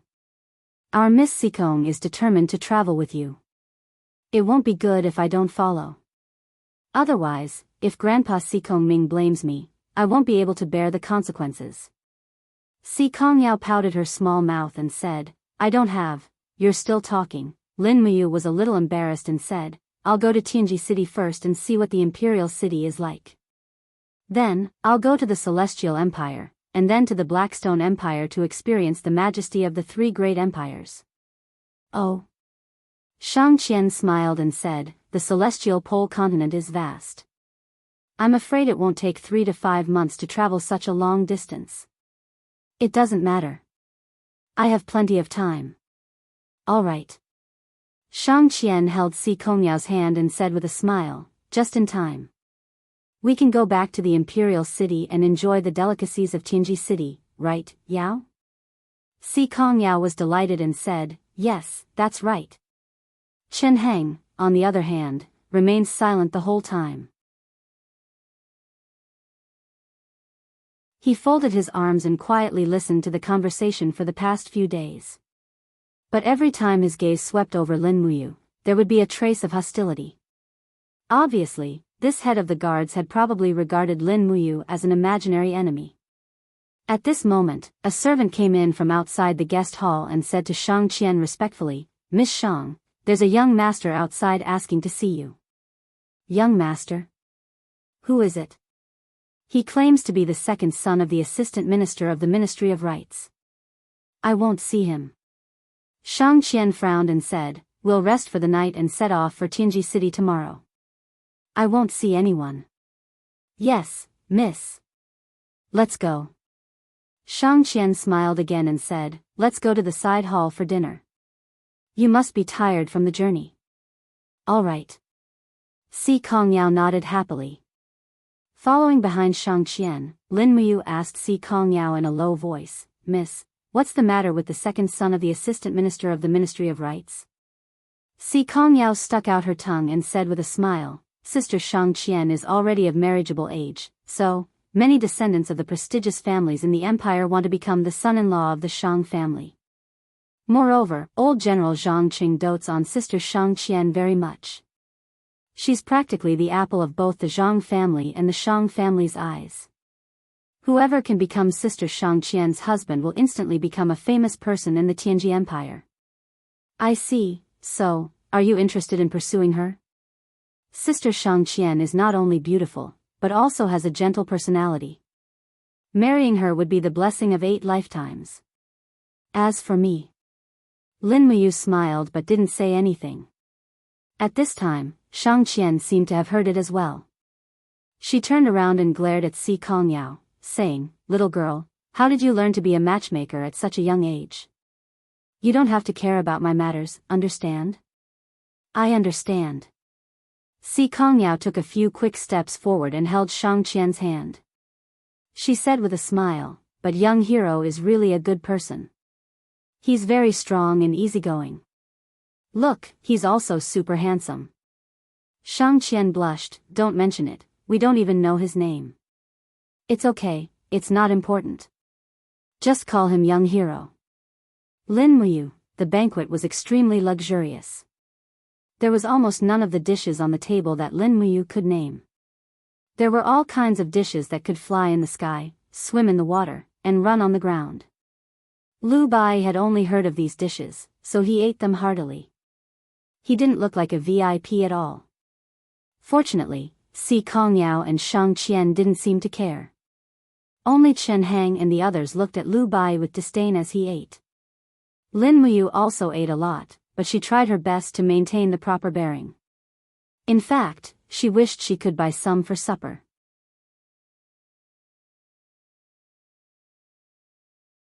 It was already late at night when they finished the banquet, so they went back to their rooms to rest. The next morning, they woke up early and continued their journey to Tianji city, the capital of this huge empire. When Lin Muyu and Lu Bai went out, they were instantly stunned. There was a gathering of carriages and horses outside the entrance of the inn. There were nobles dressed in brocade clothes standing there. Their faces were full of respect and every one of them was extremely attentive. Miss Shang, please sit in my carriage. This carriage has been perfumed. I guarantee there won't be any foul smell. Miss Shang, my carriage is gilded. Miss Shang Qian, my carriage has been waiting for you for a long time. I am well versed in poems and songs. I can learn from you along the way. Miss Shang Qian, please sit in my carriage. I have a good character and can last long enough. Also, I'm huge. Shang Qian frowned, but she couldn't chase this group of people away openly. After all, these people were nobles' children. Many of their fathers were high-ranking officials in the capital. She couldn't afford to offend them. Si Kongyao smiled faintly. She led the warhorse over and said, "Sister, let's ride a horse. Do you still remember the days when we galloped on horseback?" Shang Qian smiled cheerfully, "Okay." After raising the horsewhip and shouting, Shang Qian and Si Kongyao left. Lin Muyu and Lu Bai were like two bodyguards. One followed closely, followed by Chen Hang and the other Shang family's bodyguards. The group of nobles who had prepared the carriage were dumbfounded. They said with hatred, "Who is that man following Miss Shang? He must have eaten the guts of a leopard." Tens of thousands of horses galloped. Just like that, countless nobles' children followed Miss Shang Qian on the official road. Shang Qian rarely went out. Once she had such an opportunity, she wouldn't miss it. As for Si Kongyao, although she was a beauty, she was too unruly and willful. The number of followers she had beaten up was equivalent to an army. Who would dare to touch her tiger butt? Lin Muyu, who was galloping, was bewildered. Why didn't everyone pursue Si Kongyao but Shang Qian? If it was her, she would choose Si Kongyao. She was lively, cute, pure, and could be ruthless when needed. Her personality was very similar to Tang Xiaoxi. She was so likable. These people from Heaven's Pole continent really couldn't understand her.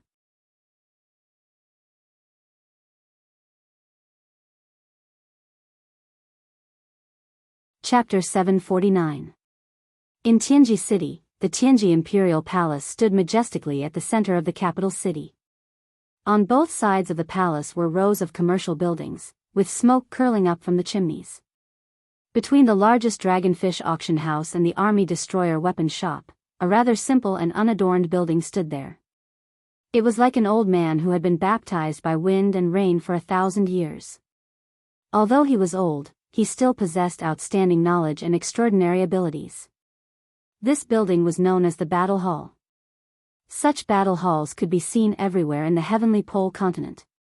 This battle hall in Tianji City was also the headquarters of the entire continent's battle halls. It was the cradle that nurtured genius experts. Countless cultivators were sparring with each other in the training field. Behind the battle hall was a very quiet pavilion with a green stone wall blocking its connection with the outside world. It was as if it was isolated from the world. Normally, no one would come here, and it was the best place for cultivation in the Tianji Empire. Here lived a highly respected old man, Si Kongming, the sect leader of the Tianji sect, the strongest expert in the entire celestial pole continent. There were Buddhist shrines floating on the surface of the water between the pavilions. An old man sat cross-legged on the surface of the water, but there was an icy lotus flower condensed beneath him. It was extremely mysterious. If one looked carefully, they would discover that there was an invisible force rippling on the surface of the water around the old man. It was like a cool breeze, warm, but concealed a hidden sharpness. Swish! In the air, a shadow swept across the water surface like a water bird treading on the water. When it was about 10 meters away from the old man, it stopped and stepped on the water surface without causing any ripples. Then, it knelt down on both knees and said respectfully, "Your Honor, there is news of young mistress." "Oh." Si Kongming opened his eyes, which were full of vigor. He smiled and said, "That child Yao has been out for so many days. I have sensed her aura. She should be coming to Tianji City. Your Honor is wise." "Oh right." The martial artist frowned and said, "Young mistress came back with Shang Qian from the Shang family. There are also 2 unfamiliar men who don't look like servants. One of them has a high cultivation, at least a Saint Martial Venerable. However, there is no record of this person in the Saint Register of the Battle Hall." "I understand." Si Kongming seemed to have already seen through everything. He smiled and said, "Let her be. Yao should make some new friends. Moreover, this person's aura doesn't have any hostility. Making friends with this kind of person is good for Yao." "Yes, Your Honor." "Then, do we need to send someone to follow them?" "No need." Si Kongming leisurely smiled, "I'm already following them." The martial artist's eyes lit up. "Yes, I understand. You may leave. Without my order, no one is to disturb my cultivation." Yes. One day later, Tianji City welcomed a new group of travelers. When Lin Muyu, Lu Bai, and the others arrived at Tianji City, it was already dusk. In this prosperous imperial city, the lanterns had just been lit, and it was very lively. Looking at the towering pavilions and towers, Lu Bai was already speechless. He could only express his amazement with wah wah wah. Lin Muyu rode on the horse, quietly glancing at the buildings in Tianji City with her peripheral vision.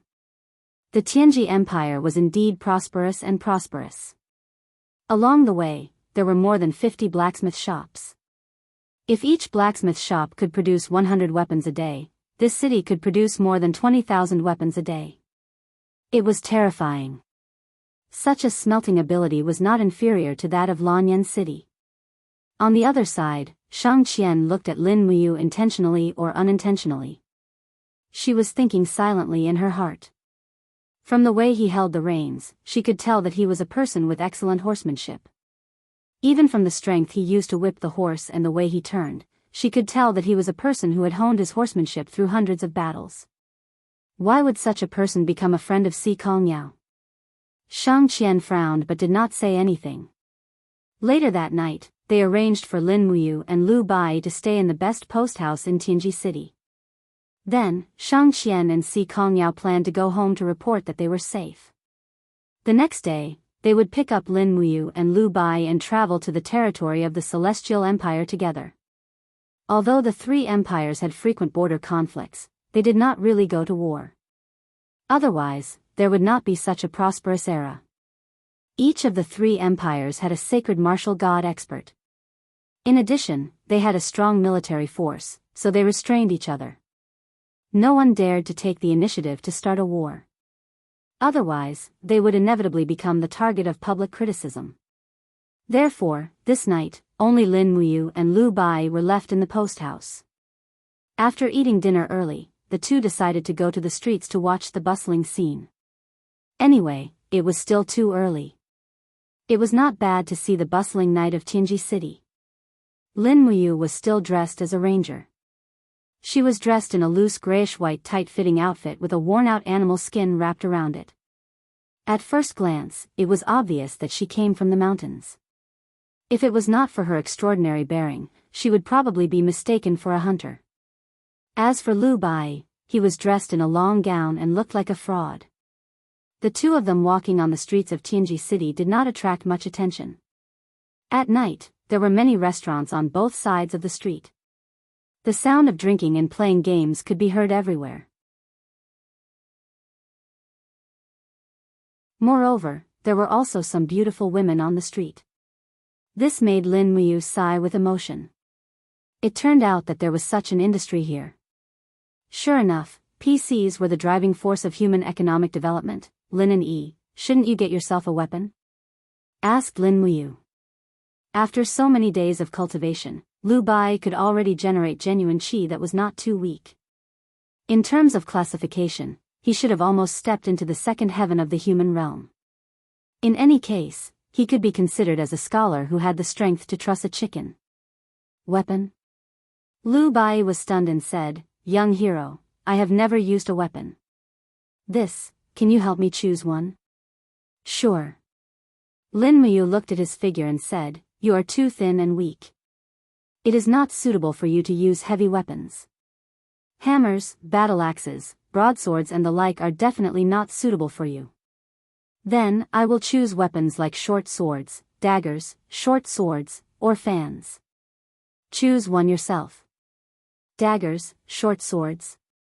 Lu Bai frowned. It doesn't sound like a good person. I, Lu Bai, am a scholar. Heaven is jealous of geniuses. Pooh. I am a natural genius. If I can't use that kind of weapon, then I will use a fan. I knew it. Lin Muyu secretly laughed. What are you laughing at? Lu Bai looked unhappy. Why did you choose a fan? Because of dexterity. Lu Bai chuckled. Moreover, he has an elegant demeanor and is extraordinarily handsome. Who knows, he might even be able to get himself a wife. Oh, your life goal is to get a wife? Yes. Young hero, you are so handsome. You will definitely not lack women. I am different. I am almost 30 years old and have never touched a woman's body. Ah, it is really sad to talk about it, I do too. Lin Muyu said casually. Is that so? Lu Bai's eyes lit up. He said with a smile, that is easy. Hasn't Miss Si Kongyao always wanted to recruit you into the Tianji sect?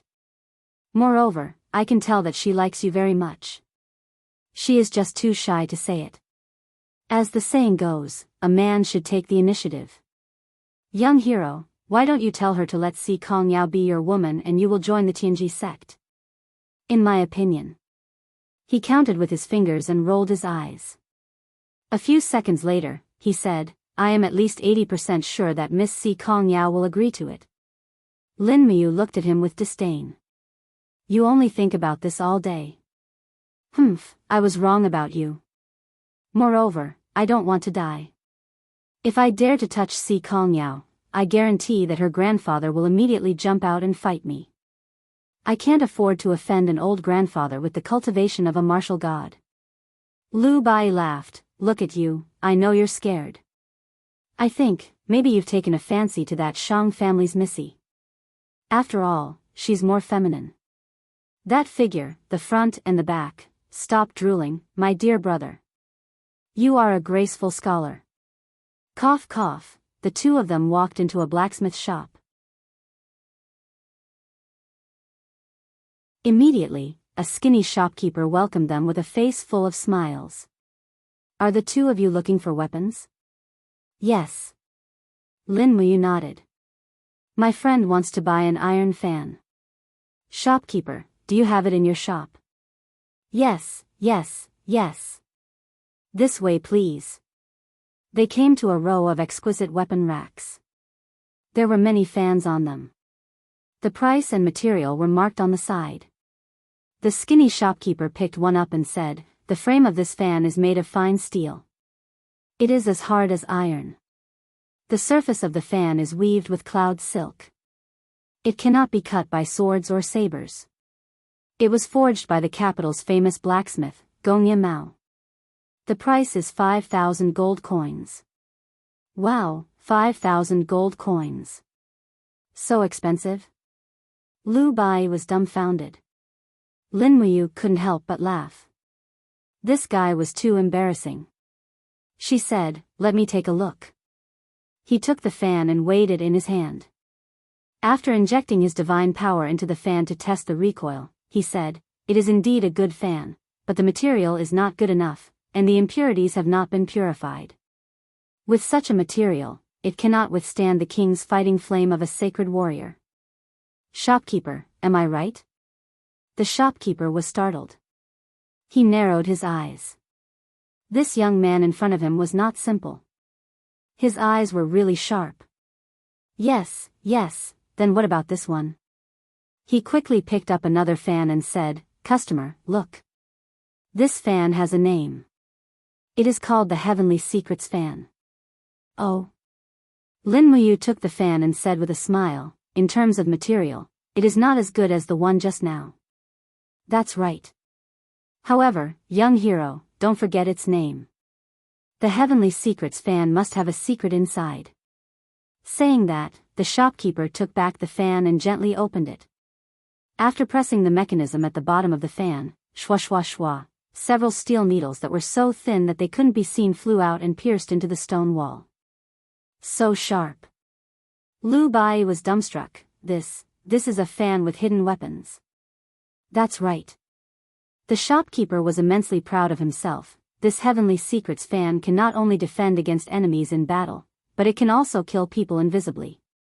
However, if it is not a mortal enemy, it is better not to use hidden weapons. We will take this fan. How much is it? Not expensive. 1,500 gold coins. Pay up, commoner. Lin Muyu raised her eyebrows and smiled. Lu Bai unwillingly took out the gold notes. At this time, he also realized that Lin Muyu was not a master who knew how to run a household. Just at this time, a cold voice suddenly came from behind, oh, so it is you too. Truly wearing out iron shoes in fruitless search, only to find it by chance.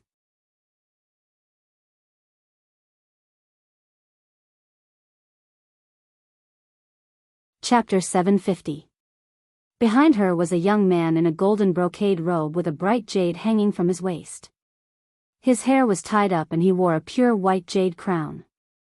At first glance, one could tell that he was a person of noble status. Moreover, there were even a few armored guards behind him. This person's identity was definitely not simple.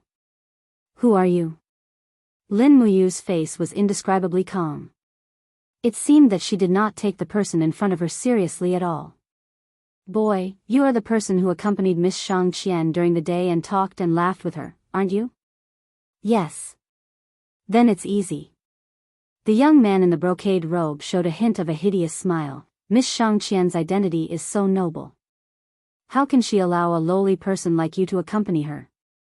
If you know what's good for you, stay away from her. You don't deserve it. Who are you? Lin Muyu was a little impatient. You don't even know my young master. How dare you stay in Tianji City? A sharp-mouthed and ape-like guard sneered, my name is Shi Tianming. I am the son of the Minister of War, Shi Ran. Do you know now? Lin Muyu couldn't help but laugh, but it's not that I want to follow Shangqian. It's Shangqian who wants to accompany me. Young Master Shi Tianming, forgive me for not being able to comply.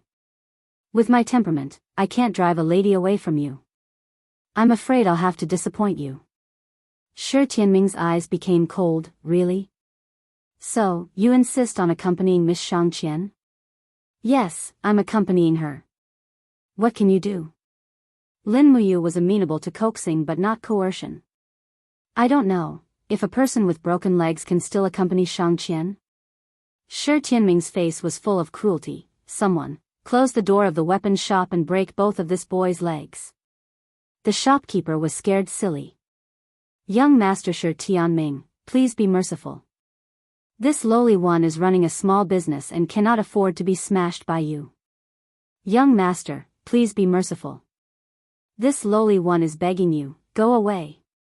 Shi Tianming opened his palm and blasted the shopkeeper away. It could be seen that he still had some cultivation, probably at the second heaven of the Saint Realm. After all, he came from a rich family and had an endless supply of demon spirit stones, which was enough to cultivate a mediocre person into a Saint Realm expert. However, compared to the other experts of the younger generation in Tianji City, Shi Tianming was probably just a second-rate expert. The door was slammed shut. Lu Bai took a few steps back and sat in his chair, ready to watch the show. He knew Lin Muyu's strength very well. He knew that these children of officials couldn't do anything to her. Even the Dragon Knights weren't her match, let alone a good-for-nothing like Shi Tianming. Dang dang dang. 4 guards pulled out their steel blades and rushed over with cold eyes. Furthermore, there were 2 guards on each side, forming a circle. This is an infantry combat formation? Lin Muyu couldn't help but be stunned. These 4 people didn't say a word. At a glance, she could tell that they were not ordinary people. They should be professional soldiers. The tactics they used must be the 4 major armies of the Tianji Empire. Swoosh! 4 sharp lights tore through the air. The shopkeeper was so scared that he hurriedly retreated to the corner of the weapons store. Several shop assistants were also so scared that their faces turned pale. They all knew Shi Tianming's name, one of the young thugs of the capital. Maybe someone would die here today. But what they didn't expect was that Lin Muyu's movements were very agile. Although the 4 soldiers' attacks were very fast, it seemed to be slow in Lin Muyu's eyes. This was the gap between their cultivation. After avoiding the 4 blades calmly, Lin Muyu raised her hand and punched a soldier on the left. Huh! He was slightly stunned, but he responded quickly. He crossed his body to block Lin Muyu's fist, while the other 2 people on the 2 sides chopped down with their blades. Their attacks were clean and neat, like 2 beams of strong light attacking in a ladder. Lin Muyu also felt a faint chill behind her. The fourth person's attack was the most fatal. The blade chopped down from a high position and took his life. Lin Muyu felt a chill in her heart. The four people's joint attack was so tacit that it could be said to be flawless. If the soldiers of the Qin Empire were to block it, perhaps, even some seasoned soldiers in the Longdan army camp who had been through hundreds of battles would also die under this attack. But he was not. Young master, be careful. Lu Bai's heart was in his throat. Dang! With a slight twist of his fist, a burst of power directly broke the opponent's steel saber. In an instant, nearly 90% of the fist's power was retracted. With a peng sound, the soldier was sent flying as if he had hit a rubber ball. With a spin of his body, some flames appeared in his palm and swept across. The scorching airflow blew away the other three soldiers. Bang, bang, bang, although they were all tall and strong, they were blown away like leaves under Lin Muyu's attack. They crashed into several rows of weapon racks and howled miserably. Lin Muyu had only used less than half of his divine power, but he had already seriously injured them. How is this possible? Shi Tianming stood there dumbfounded and looked at everything in front of him incredulously. These four people were all first-class guards of the Minister of War's mansion. Each of them was at least a first-class warrior. How could they be so easily defeated by this inconspicuous boy in front of him? This was impossible. Filled with suspicion and anger, Shi Tianming's view of power was almost overturned by Lin Muyu. Looking at the flame in Lin Muyu's hand, Shi Tianming slowly pulled out his sword and asked, "Are you a sacred warrior?" "No." Lin Muyu shook his palm and dispersed the power of the law of fire. "You can condense the king's fighting flame without being a sacred warrior?" Shi Tianming gritted his teeth and said, "But I don't believe it. I'm going to fight you today." "Fight me?" Lin Muyu raised his eyebrows and said, "Sure, but what if you lose?" "If I lose, you can do whatever you want to me." "You said it." "That's right." Shi Tianming bellowed furiously, and the cyclone around him danced rapidly. It was obvious that he cultivated the law of wind. The surging airflow blew away all the weapon racks around him. It was unknown how many young girls in Tianji City were mesmerized by this stance alone. However, it was a pity that Shang Qian had never looked this son of the Minister of War in the eye. This made Shi Tianming feel very frustrated. But today, he was faced with an even more tragic defeat. Swoosh! Lin Muyu moved like lightning. Her left hand turned into a palm and landed on Shi Tianming's shoulder. She didn't even wait for him to push his power to the peak level. Pfft! Shi Tianming spat out a mouthful of blood. He was defeated in one move. He didn't even have the chance to finish his cool starting stance. Young master. The group of guards was dumbfounded, but no one dared to step forward. Everyone knew that the strength of the wanderer in front of them was definitely above them. Who would want to court death? After all, serving as a guard of the Minister of War was just to earn a living. Who would be willing to lose their lives for a living? Lin Muyu's strength was at least at the level of a sacred warrior. Everyone in the empire knew about the bad temper of a saint-level expert. At this time, Lin Muyu just didn't have the intention to kill. If she really had the intention to kill, then they could only blame themselves for being unlucky. Shi Tianming fell in the mess and used a mace as a pillow. He screamed in pain. Lin Muyu stepped forward and stepped on Shi Tianming's chest.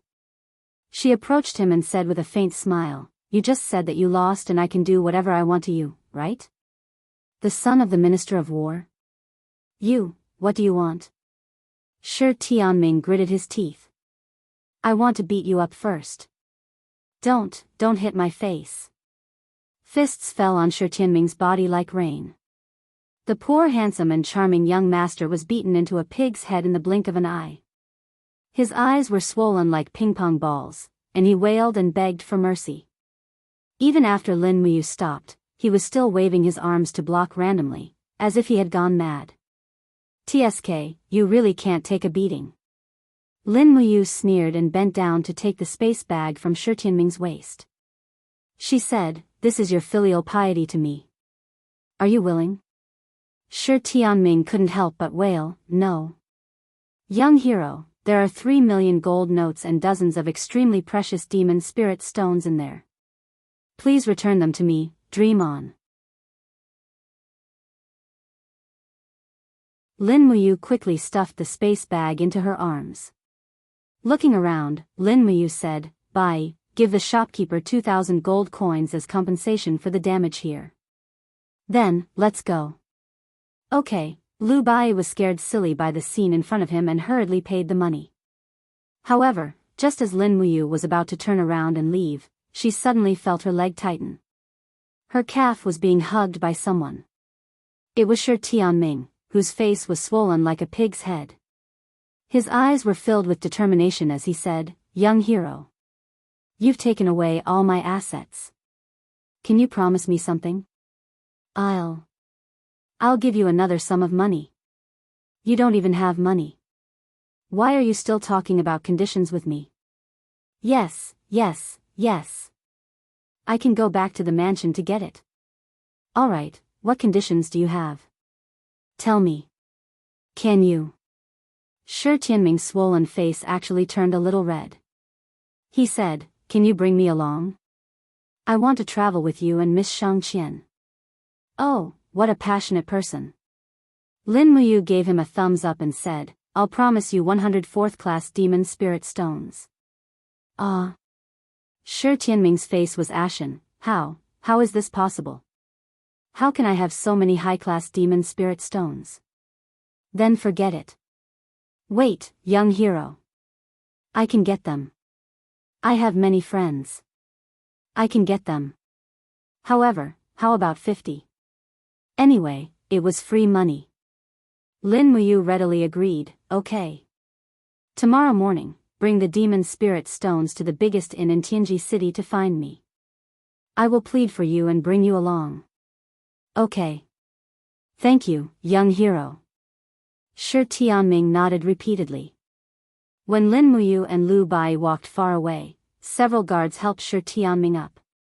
One of them asked, "Young master, are you really going to give him 54th-class demon spirit stones? This guy is not a good guy." Shi Tianming's eyes revealed a sense of ruthlessness and said, "Cut the crap. Help me prepare 50 demon spirit stones. In addition, help me get a top-grade sleeping powder. Shangqian must become my woman. This guy must die."